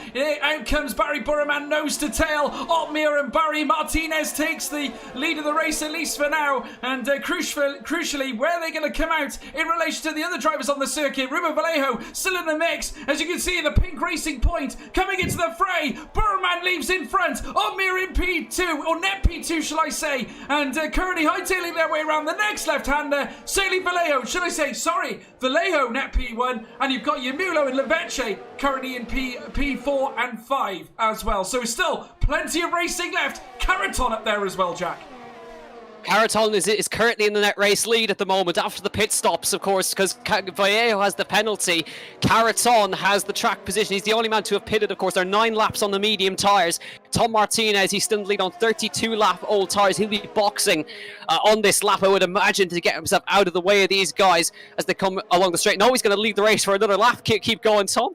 Alvaro Caraton, though, ahead of Vallejo on the 2 Red Bulls. But now, watch this. Jarno Opmer is going to go for that speed barrier here. Around the last corner they come. Barry does not have DRS. Here we go. Crucial moment as they head towards turn number 1. No overtake for him. Jarno Opmer to the inside, using the DRS in the Mercedes. Up the inside of Barry Burman into turn number 1. There's nothing the Iranian can do about that. Jarno Opmer back into that position. Lead soft runner. Now they can chase after the Red Bulls. They don't need to fight too hard. They need to get after the cars in front. They do. Lap 34 of 57. Still a long way to go, folks. Otmir, topple speed Barry. And I have to say, if it reads like this at the end, if Jarno can take those all-important first-place points, that being if he can challenge on Domenico Leveche and Dario Mulo, but look at the gap. He's got 5 seconds to find, but already netting into that, I have to say, it's getting closer and closer all the time. I'd say if you want a more realistic look, it's probably approximately around 5 seconds. That is the gap currently between Leveche and Otmir. Yamulo up there as well. Vallejo currently behind Caraton, but he has a penalty. Martinez finally pits. Caraton takes the lead of the race. Otmir, though, the leading man on softs, now needs to land a hammer blow to Domenico Leveche, Yamulo, Vallejo, and Caraton. Oh, Barry had a little look at him into turn 1 again. This is great stuff from these guys as they head through turn number 1 this time. So Barry, he doesn't want to let Jarno get away this time, and he knows he's got the pace. He was the fastest man in qualifying, but Otmir, of course, now in control, and Barry cannot keep his eye off the mirrors because Lewis Welch wants to throw a spanner in the works. He's in between the McLaren and the other Mercedes of Danny Moreno, who I tell you what, has driven brilliantly with he's on a lap older tyres, but he's made an undercut work and dragged himself back up to the back of his teammate and onto the back of Barry Borman. Yes, indeed. Just look at that. I have to say, looking in behind, Lewis Welch looks very dangerous as well. And I have to say, as they make their way down towards turns 9 and 10, Otmir still in P5. Burman in hot pursuit. In behind Lewis Welch as well, with Danny Moreno in P8. Benham in P9 as well. Matteo in P10. Williams in with a chance of really picking up some good points as well. Barry Burman once again still trapped in behind the rear wing of that Mercedes car. Of course, Jarno's got a very crucial matter on his hands now, needs to manage that ERS as well as trying to close on Domenico Leveche. The time is getting shorter all the time. I would say, if anything, he's getting close to the 4.5 second delta gap as they come down. There you can see the Red Bull right in view now, folks, heading down in towards turn 6. Otmir is on a charge. He really is. He'll catch these guys in a very, very short amount of time. Philip Prestater has the fastest lap of the race right now. Terrible race from Philip Prestater once again. Don't know what happened to him early on, but down in 19th place. He'll completely drop down the championship now as a result of this. But this is great stuff now. We've got Otmir, Burman, Lewis Welch, and Danny Moreno fighting for position right now. And the lead car out front, with about 20 laps to go, is Alvaro Caraton in front of Ruben Vallejo. But, of course, that other strategy doesn't really have the pace compared to the soft tyres. But it is now all about, can Barry stay with Jarno?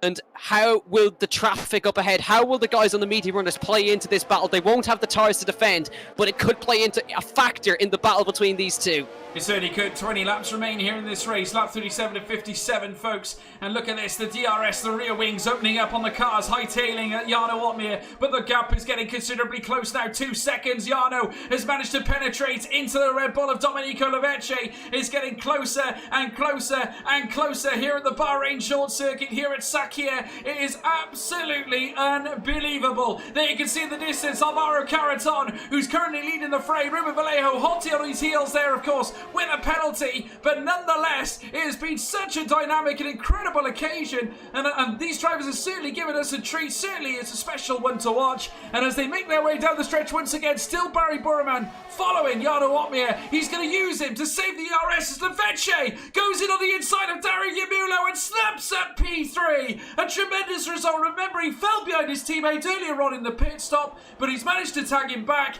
and naturally Yamulo now has to be in P4. A great move indeed by Leveche. Yeah, Jarno's trying to use that now. He's 1.1 seconds behind. He's trying to drag himself into DRS, and Barry's trying to stay with him. They're using all their ERS to try and get up to them here through the left-hander. This is a big moment, and there's Jarno into DRS, and that'll be a major defense against Barry Burman now for a little while at the very least. So he's got himself DRS, but now he's got to pick his way through this traffic as best he can while trying to keep that McLaren behind him. He certainly does, and as they make their way down towards the final couple of corners here in lap 38 of 57, and Opmeer really applying. Just look at the pressure he's bracing on the throttle, full throttle now down the stretch, and look at this. This is the difference. Soft speed mediums as Dario Yamulo now is looking like he might be in trouble here. Jarno Opmeer, the Flying Dutchman, looking to nestle and blow here in the first corner. Sweeps through on the inside. Brilliant, the Flying Dutchman comes through into P4. Exceptional by the Mercedes. Mercedes magic here in Bahrain. They will be delighted with that, and certainly it's the start of bigger things to come. Jarno, with currently what looks to be approximately minimal laps remaining, he is on a charge, Jack. Just look at this, the Flying Dutchman. He is on a mission. Yeah, Barry didn't waste any time either. He went around the outside of that corner right there. So he's chasing after Opmeer. He can't afford to let him go early on in this race. So Opmeer now, I wonder, could he get both these guys? We got Philip Preschner out of the race. I think he's retired in the pit lane there, Philip Preschner. That's unfortunate for him. But now, this is going to be a great one. Can he get two cars up towards turn? He's going to get Leveche before they even get to turn one. Here he comes now. Jarno Opmeer in the slipstream with the Red Bull up ahead. He should be able to get in front here towards turn one. He's hanging behind, keeping it behind. They're launching up the inside into turn one. Here they comes up the inside on the soft tires. Another position for Jarno Opmeer. Leveche not able to defend right now. And again, Burman is stuck behind for another one or two. Oh, he's going to launch it in turn four up the inside. Barry wasting no time. And he's ruthless today, the Iranian. Yeah, it's getting spicy here, Jack. Spicy here in PSGL. Your Thursday nights, as I say, folks, have never been better. Jarno Opmeer in P3, now chasing Ruben Vallejo, the Spaniard, now at the mercy of the Flying Dutchman as they come through turn 7, turn 8 next. Look at this, the Racing Point at the mercy, the pink Mercedes they call it, but the real Mercedes right on its heels. They come down the stretch, down towards turn 9, just looking at nose to tail as they come down towards the next right-hander. Caraton looking at his mirrors. Lockups there for the top two cars. Opmeer with that soft tyre traction on the outset now. He'll get it done early. Opmeer, the Flying Dutchman, alongside Ruben Vallejo. Down the stretch here, down towards turn 1. It could be a double overtake if Caraton is caught napping. It certainly is. Wow, wow, wow. The Dutchman's done it. Down into P1. Takes the lead. A double overtake. Majesty here at the Bahrain short circuit. Wow, the Opmeer really went for it now. That's his opportunity to get away from Barry Burman. Burman's got to get past Caraton now, and he does do that with the overspeed on the back straight. Now it's a straight fight between Opmeer and Barry Burman. 0.7 of a second still within DRS. He had to do that, Jarno Opmeer, to get away, and he might be able to break that DRS. That was such a methodical overtake from the Dutchman, and he could have got himself out of DRS range now, and he has. That was a brilliant bit of driving from Jarno Opmeer. Barry can't get within DRS. Now it's all about management for Jarno Opmeer in this late phase of the race. It certainly is. Opmeer with the crucial blow that got him the P1 that brought him to the dance. The fastest lap to boot. The Dutchman's on a flyer. In behind as well, Burman trying to garner any possible opportunity. I have to say, that was something extremely special. A double overtake there on the previous lap. You don't see many things like that. Jake Benham going blow to blow now, currently with Dario Yamulo. The Red Bull being humbled here by the sister car of the AlphaTauri. Pushed out wide, Jake Benham. 3 wide. In comes Matteo. In comes Giamulo. The pair of them coming together, battling here. Valentin Brufair coming into the mix as well. In comes Jake Benham. Takes steps, slaps up P8. Sensational. Matteo up into P9. Giamulo down to P10. Brufair looks to be Johanan. The AlphaTauris going for it here. Johanan, brilliant. Brilliant by the AlphaTauri teammates, making their way through this field. Here comes Brufair, trying to tank back, snatches it up away, indeed snatches it away from Dari Yamulo. What scenes here, lap 43 and 57, chaos here now as they make their way through this lap. Yeah, possible podium on for the Haas of Lewis Welch as well. He's on the soft tyre and a massive dive into turn 1 by the Haas on Ruben Vallejo. He can't quite get it alongside, but it will turn to the inside for turn 4, around the outside of turn 3. Inside line for Lewis Welch, and he's into P4. Next target is Alvaro Carreton, but that Haas is absolutely on fire today. He certainly is. Huge race, Jack. Who said the Bahrain short was boring? I certainly didn't. Absolutely exquisite. I don't think we've expected any of this going through this race. Ruben Vallejo licking his wounds, of course. Remember, he does have a time penalty, folks.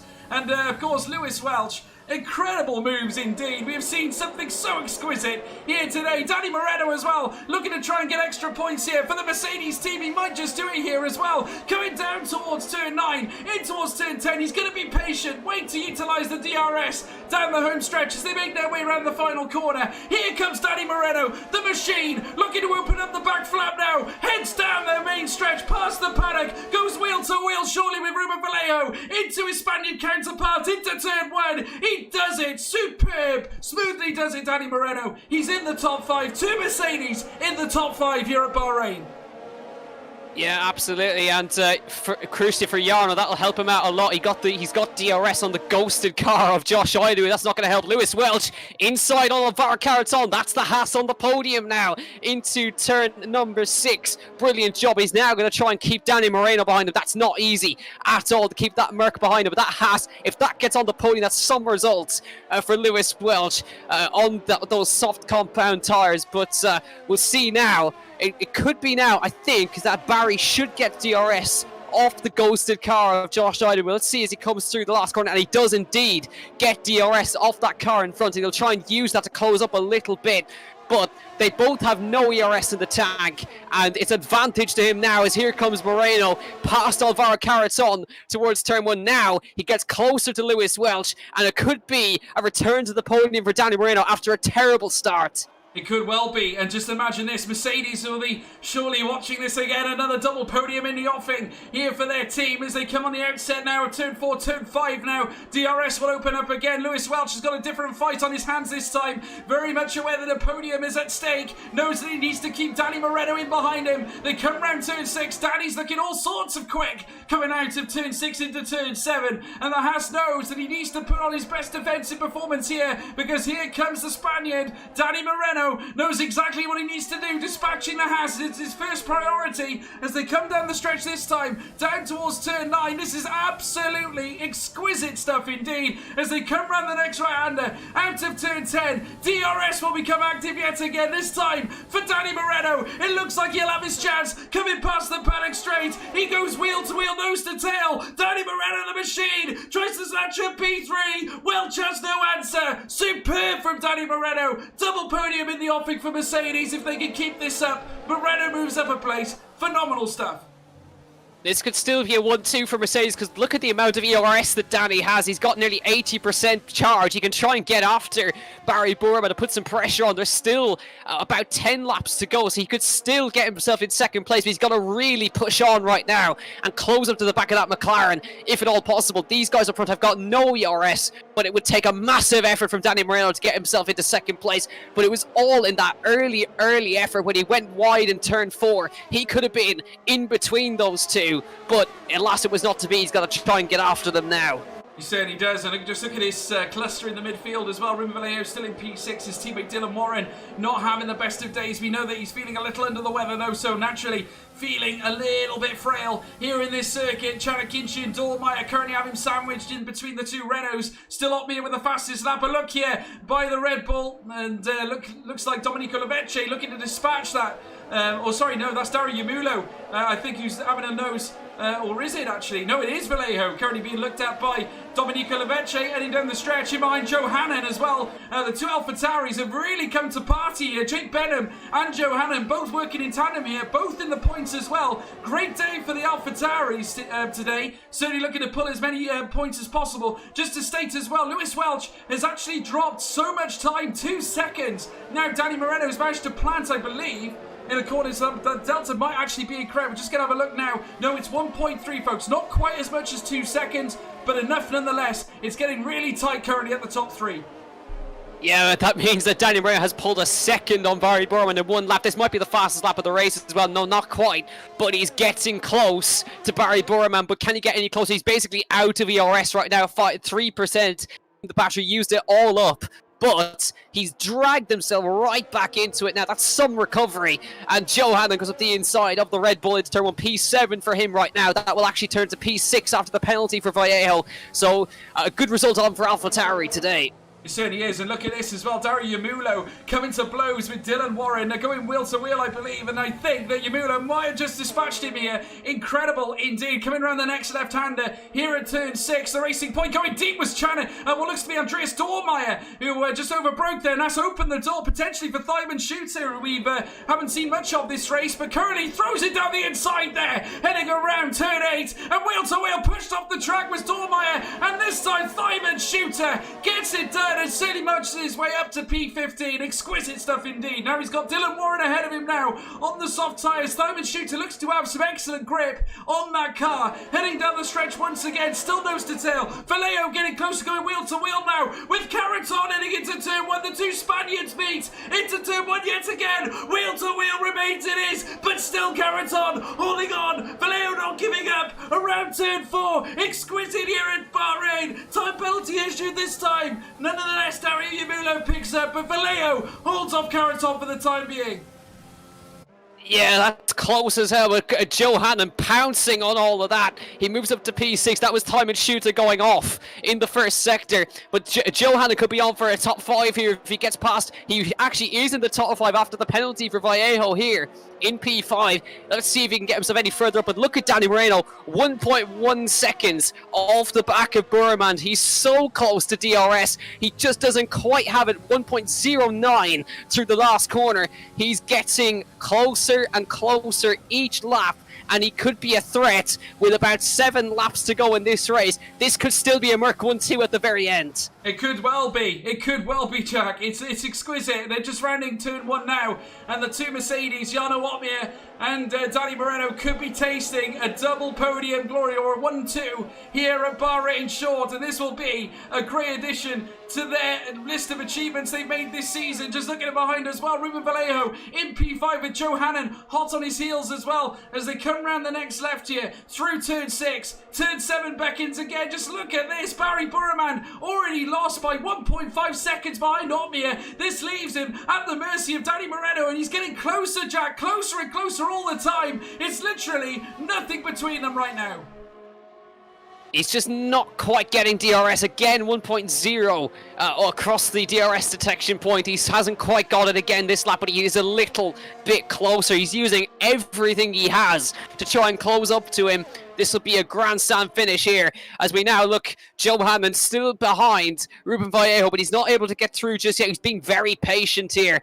Johanan, he knows the guys in front have a penalty. Could be a P4 on for him if he gets through and past Lewis Welch as well. This could be a fantastic result for AlphaTauri with Jake Benham also in P9 on the back of this train.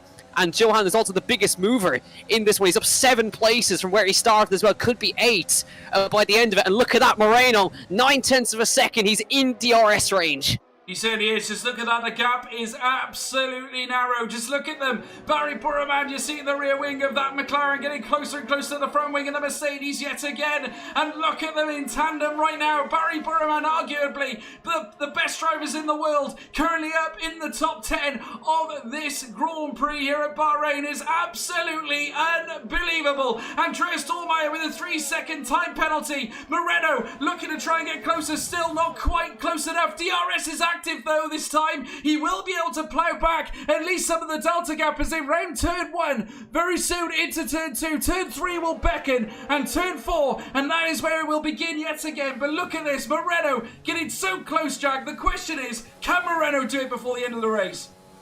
Oh, it's going to be a tough ask. He doesn't have a lot of time left, but he also doesn't have... They both have the same amount of ERS. There is no advantage to be gained in ERS this time, but at the same time... excuse me, sorry. At the same time, Barry's getting closer to Jarno. 1.3 that gap is at right now, but Moreno's going to have to push really hard here. Is indeed. Currently that gap springing now 7/10 of a second between Burman and Moreno as they creep down towards turn 9, into turn 10. The DRS will once again become active, this time from Danny Moreno on the outset now. As you can see from the halo, folks, that time gap is slipping downwards as they come past the paddock yet again. Very soon into turn 1, Barry doing all he can to keep the Spaniard at bay. We're on lap 53-57. This mammoth task of trying to hold off the Spaniard is absolutely incredible as they come round turn 2, round turn 3, around turn 4 as well. Turn 5 will open up the DRS, and as they do so, still Barry Burman keeping the Spaniard at bay. Very soon coming down towards turn 6. This left-hander, that is where you need to be very cautious on the Troll. Do not clip the curbs, but Moreno, he's going to eat into this time. There's literally 6/10 separated the pair of them right now. There really is, yeah. He's getting closer by about a tenth or just under a tenth a lap, but he's running out of time. But he is definitely now 6/10 of a second. The gap is now between Barry and Danny, and he has a little bit more ERS as well. But Barry also has a tiny bit in the tank as well to try to use to defend against the Spaniard here. Down towards turn 1 they go again. DRS will become active for Danny Moreno again, but he will not be close enough, but he's just edging closer and closer each lap. 5/10 it now goes to. Will nip to 4/10 in the braking zone, and he can firmly see his chance at second place in front of him now to round off what would be an amazing recovery and what could have been for Danny Moreno. It could be indeed. Just look at him now, so nose to tail, getting so close. We're going to be in for a very, very fascinating last few laps. Incidentally, Jake Benham getting overtaken by Chana Kinchi, who's had an extremely amazing rise at the end of this race. He's now up to P11 and chasing Nicholas Matteo. Currently 6/10 of a second, the gap between those two. Leveche trying to get on Alvaro Caraton with Joe Hannon. Currently 3/10 of a second ahead of Caraton and looking to get closer as they both lock up here. This time Burman and Moreno this time. Heading down the stretch between turn 8 and 9. Very soon they'll have the DRS open again and Danny Moreno. And you'll very soon be able to maybe have a go at Barry Burman. Simon Shooter is out of the race as well. The Alfa Romeo out as well as Philip Prejnader. So that's 2 cars out of the race. Technically 3 with Josh Idamu out as well. Tom Martinez has left the session. No points for Ferrari here today either as they rush down towards turn 1. Moreno is on a mission here, Jack. Oh, he really is. I thought the chance was slim to none, but look what he's done. What a drive. He's dragged himself back up to the rear of Barry Burman, and he's got ERS to try and get past as well. 2 laps to go across the line next time. I reckon if he nails this last sector, the move will be on into turn 1. Round the next left-hander he goes. 2/10 it goes to now. He's got to keep himself within that range round this next hander. No mistakes can be made by the Spaniard. A little bit wide from Burman there as well.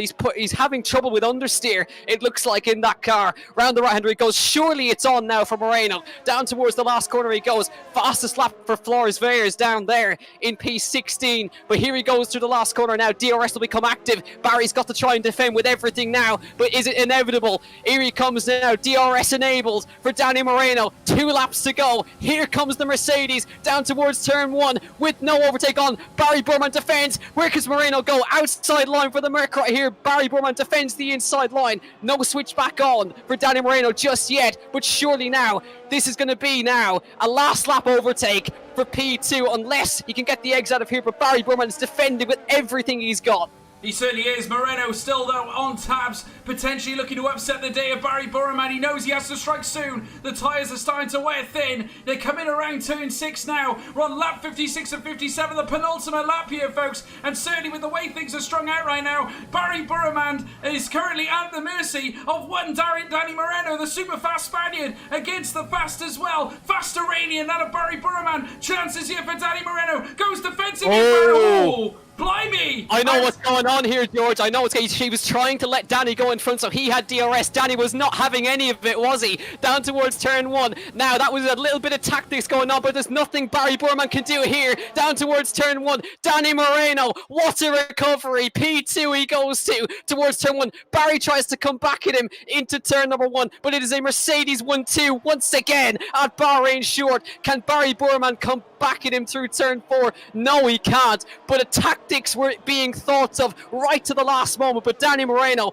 tried his best and held behind. He was so clever to stay behind there, but here we go, last lap at Bahrain short. Can Barry Burman come back? I don't think so. He can't get close enough. He's trying everything to get closer to the back of that Mercedes through turn 1, through 2, turn 7 as they come round the right-hander down towards the last corner. Once again, the championship lead will get extended in favour of this man. 2 in a row it'll be for the number 69. Round the last corner, it's another Mercedes 1-2, and at the head of that 1-2 is Jarno Opmeer. 2 in a row, he wins the Bahrain Grand Prix. Danny Moreno in second, and Barry Burman rounds out the podium in P3. Once again, Mercedes are on top. I have to say, I didn't think we'd see it again after Mexico, but we certainly did. And what style! What style! Jarno Opmeer, the Flying Dutchman, after a double overtake earlier in the race to scoop up that P1 spot, followed on by his Spaniard, his compadre, Danny Moreno, to take P2 after an exceptional drive to drag his car all the way through the field to move it up into P2. Maximum points in the offing for the Mercedes team, bar the fastest lap that was secured by Flores Fiers. An incredible race at Bahrain short. Barry Burman, it just wasn't enough on the day. He could not scoop up first place, but he managed to get a podium nonetheless, Jack. Have we just witnessed a classic or what? Absolutely it was. I loved that last corner, that they were thinking about the tactics. Barry wanted to let him through so he would get DRS to try and come back at him round towards turn 1, but Danny was wise to it, held behind, and Barry just didn't have the answer. That was brilliant, but a Mercedes 1-2, Jarno Opmeer extending the gap at the top of the championship once again. Not quite the full score, he got fastest lap stolen off him, but, I mean, that's 2 in a row for that man. And some drive, double overtake to get it done as well. I mean, you can't get any better than that. He also takes now the most victories. He's now got four victories and 7 podiums. Absolutely exquisite performance. So we'll have a look at the classification, ladies and gentlemen. Please vote for your driver of the day as well. Personally, I think it's going to go to one man. I get the feeling it's got to be either Opmeer or Moreno. But here's your classification. Opmeer P1, Moreno in P2. A sterling 1-2 effort from Mercedes, taking P1 and P2. Incredible. And Barry Burman P3, of course, for McLaren. P4 for Lewis Welch. A great drive, I have to say, from the Haasman. Started P4, finished P4. Joe Hannon, P5. A great day for AlphaTauri. Starting P13 and creeps up into P5. Brilliant. Alvaro Caraton, a great drive as well. P10 up to P6. Domenico Lavecce finishes in P7. Ruben Vallejo, P8. Chanakinchi in the points from P19. 10 places. Gets up to P9. Valentin Bruffair up into P10 as well. Gets the last points paying position. Nicholas Mateo P11. Dylan Warren up to P12. After signing P16. Good performance. Jake Benham down to P13. Dario Yamulo P14. Andreas Dormeyer P15 with Flores Fiers in P16 picking up fastest lap. It wasn't a great day for Ferraris with both Tom 97 or Tom Martinez and of course Philip Presneda out of the race. Josh Heidewu after some difficulty earlier on bowing out, as well as Simon Shooter. He, of course, crashed out earlier on as well. Jack. Absolutely. Amazing. I cannot believe what we've seen. Driver of the day, who is your man? It's a toss-up, right, between Opmeer, Moreno, and outside one, Joe Hannon. 13th up to 5th, top 5. That's just a some drive from Joe Hannon as well. And I thought an interesting little thing that I saw on the result page there, the pole position, 2nd and 3rd were completely reversed in the finishing order. So it was 3rd place finished in 1st, 2nd place finished in 2nd, and pole position finished in 3rd.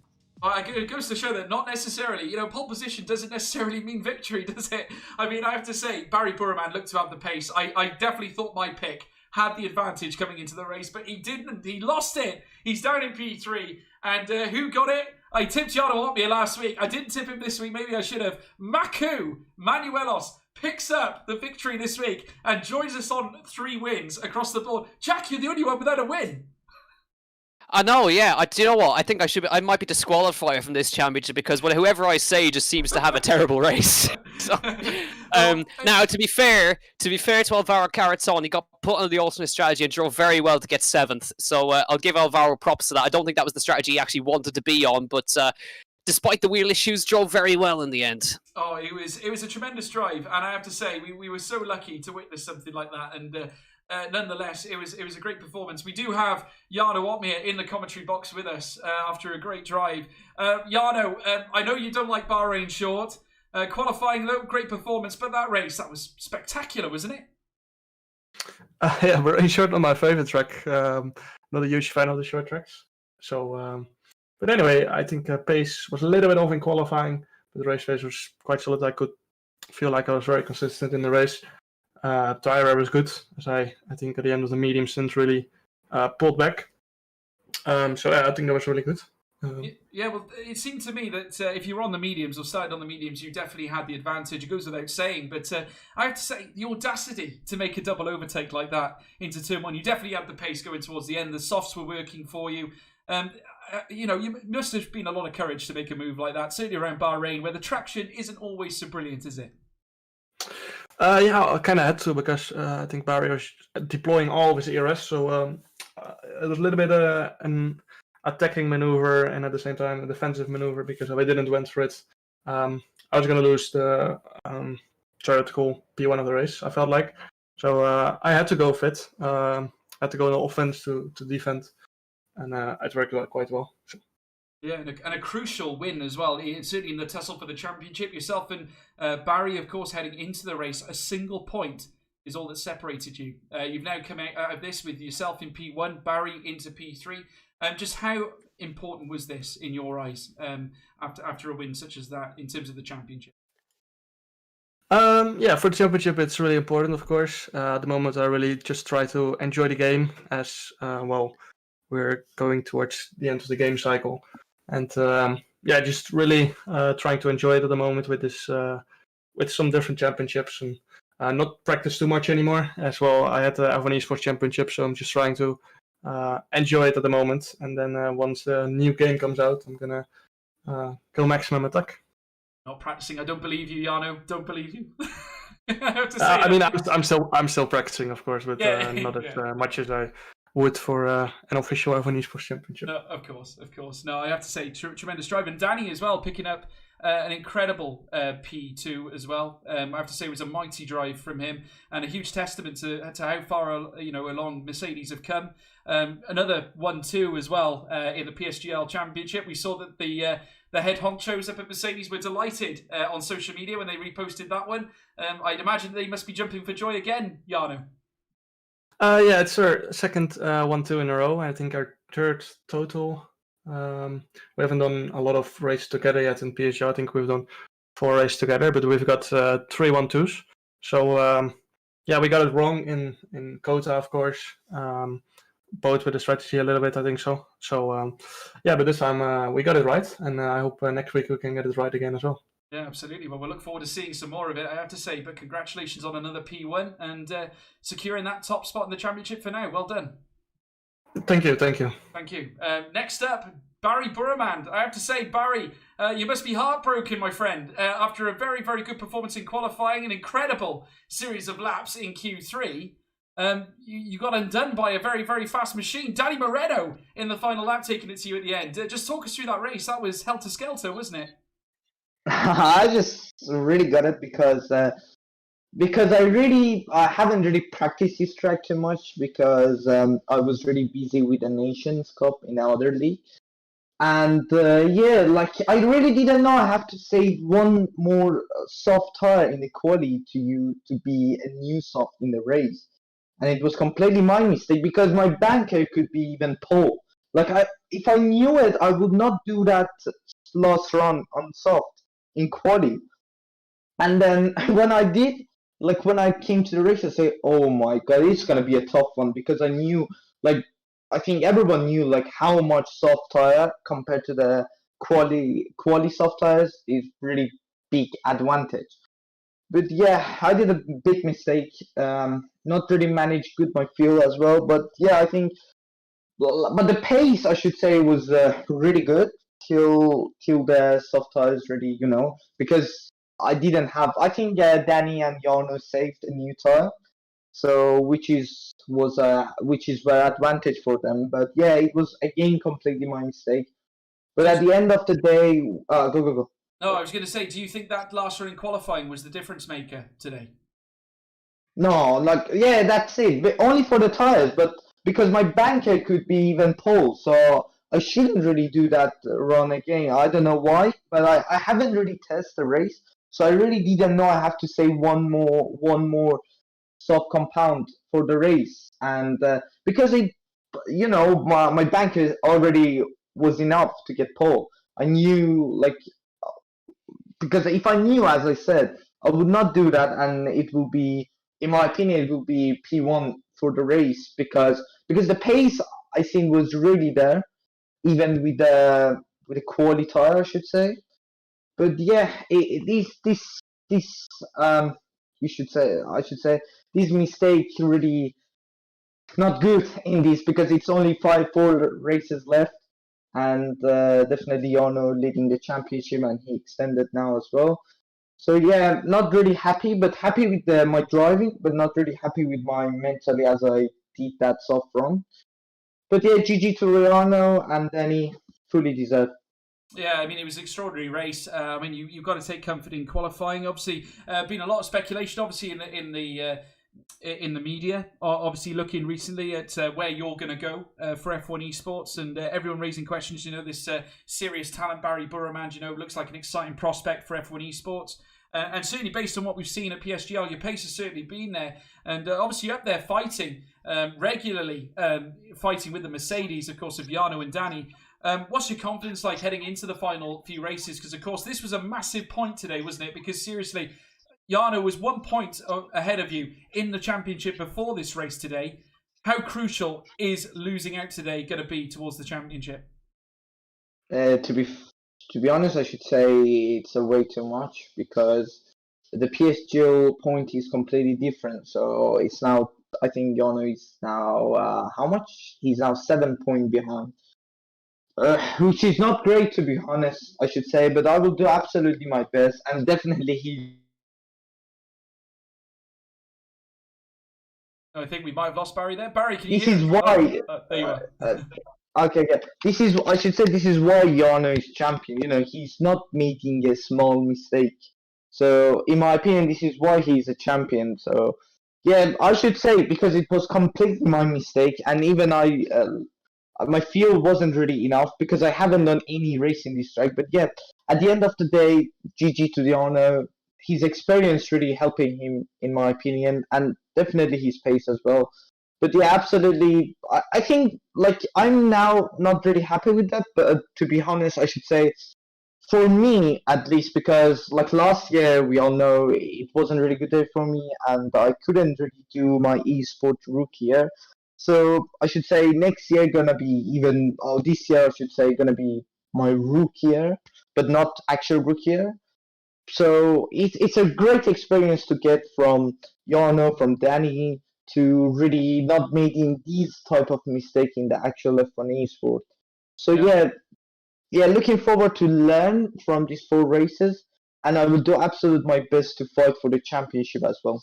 Yeah, well, we've got 4 races left. I'm sure you'll bring it or should I say 3 races left, and I'm sure you'll bring certainly your best to them as well. We'd like to congratulate you, Barry, on another podium. A great race, and we'll see you next time for Abu Dhabi.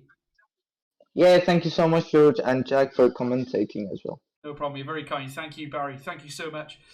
Jack, that is all she wrote. That is all the interviewees. But very, I suppose, humble Barry Burman, I think, at this moment in time. Obviously not feeling 100% after that race here today. But Mercedes stepping it up a notch. And I have to say, Danny Moretto, extraordinary. I have to say, that is a mighty drive. Even though it wasn't a P1 result, that was a very important P2 that they netted today. Yeah, I think Danny knows it could have been a P1 for that small mistake in turn 4 that dropped him down into about 7th place, where he stuck there and made an undercut work and brought himself right back in the fight. So great stuff by him. But of course, update on the standings. Jarno Watmere now on 100 points, 7 points in front of Barry Burman, who's on 93. Alvaro Carreton in third on 83. Danny Moreno now goes up to fourth in the championship on 76 points. So he's not far off at all. But at the top, I mean, you've got 4 victories for Jarno Woutmeijer, 7 podiums. He's never been off the podium in every race he's been in, and that says something. Barry Burman, 7 podiums and 3 victories. I mean, it's a hell of a stats going on here up here, but only Jarno Woutmeijer and Barry Burman have been on the podium in every single race they've done so far. That's an incredible statistic, Jack. Incredible. Nothing separates them. Obviously, Mercedes now on top of the constructors. They have been for quite some time. 22 points was the gap between them and Williams. I'd imagine that gap has probably cruised out a lot further now. Mercedes looking in the ascendancy for the constructors standings right now as we head into Abu Dhabi. And obviously, it's been a very entertaining couple of hours for you guys. I hope you've all enjoyed it, obviously. And obviously, I'd like to hear who your driver of the days are as well in the live chat. Obviously, we've got 3 races left now, Jack. Obviously, it's very crucial now. Barry has only got 3 races to turn this around. But not to mention the likes of Carreton, who did manage to finish in the points. It was a mighty drive from him as well. But it's a very, very sad day for Ferrari. Both Prejnader and Martinez out of the race. Yeah, what looks so promising for at least Philip Prejnader, it's all gone wrong. I'm not sure what's going on at Ferrari, but Philip Prejnader going from the lead of the championship, he's now down in 5th on 67 points. So he's dropped 9 points behind Moreno. So a big loss for Philip Prejnader. That's pretty much dropped him almost out of contention after those few races. So of course we're heading to Abu Dhabi next week, which should be an interesting one. Yes, there's not very many races left. There's 3 more left, and that's it before we round up the championship. Abu Dhabi, Australia, and Brazil. And unfortunately, that brings an end to PSGL PC for this season and at the inaugural season. But we got 3 great tracks. Well, at least 2 great tracks. Abu Dhabi, I'm not the biggest fan of it, but Australia and Brazil, big fan. Oh, I think the fact that we're having the grand finale at Brazil, I think is very exciting. And I cannot wait to call some of this stuff coming out of the Center S's and into the Ferradura. Exactly. Unbelievable. To City de Lago, all of that. We love those corners, guys. Synonymous with Formula One, of course. But I have to say, we're looking forward, obviously, to Yas Marina next week. Again, it's going to be another chapter in the story of the Drivers' Championship in the very first season. What a start, by the way, folks. We are having to our first season at PSGL in the PC Championship. It has been nothing but an incredible story to tell, and I hope you've all enjoyed it at home as well. Your support has truly meant everything to us, and we really do thank you for that. If you haven't done so already, please make sure you do hit the subscribe button on the PSGL YouTube channel. Also, you can check out PSGL, as I said before, Premier Sim Gaming Leagues, or Premier Sim GL, on Twitter. Make sure you check that out. Also, you can find me on Twitter as well. I'm at George Morgan TV. Feel free to drop me a tweet. You could drop me a message. I don't mind at all. Not forget as well, Jack Canan has got Twitter as well. Jack, what's your handle? Yeah, you can search for me at Jack C Combs. That's my Twitter handle. If you fancy shoot me a message or a tweet, feel free. Just nothing weird, please. There you go. Make sure you send him the weird stuff, folks. He loves it, really. But there we are, folks. I've got to say, incredible race today. Hope you all enjoyed it. It was Jarno and Moreno. They've done it again. A double podium for Mercedes. Poor man down in P3. But they'll go again at Yas Marina next week. We'll see you then. Goodbye.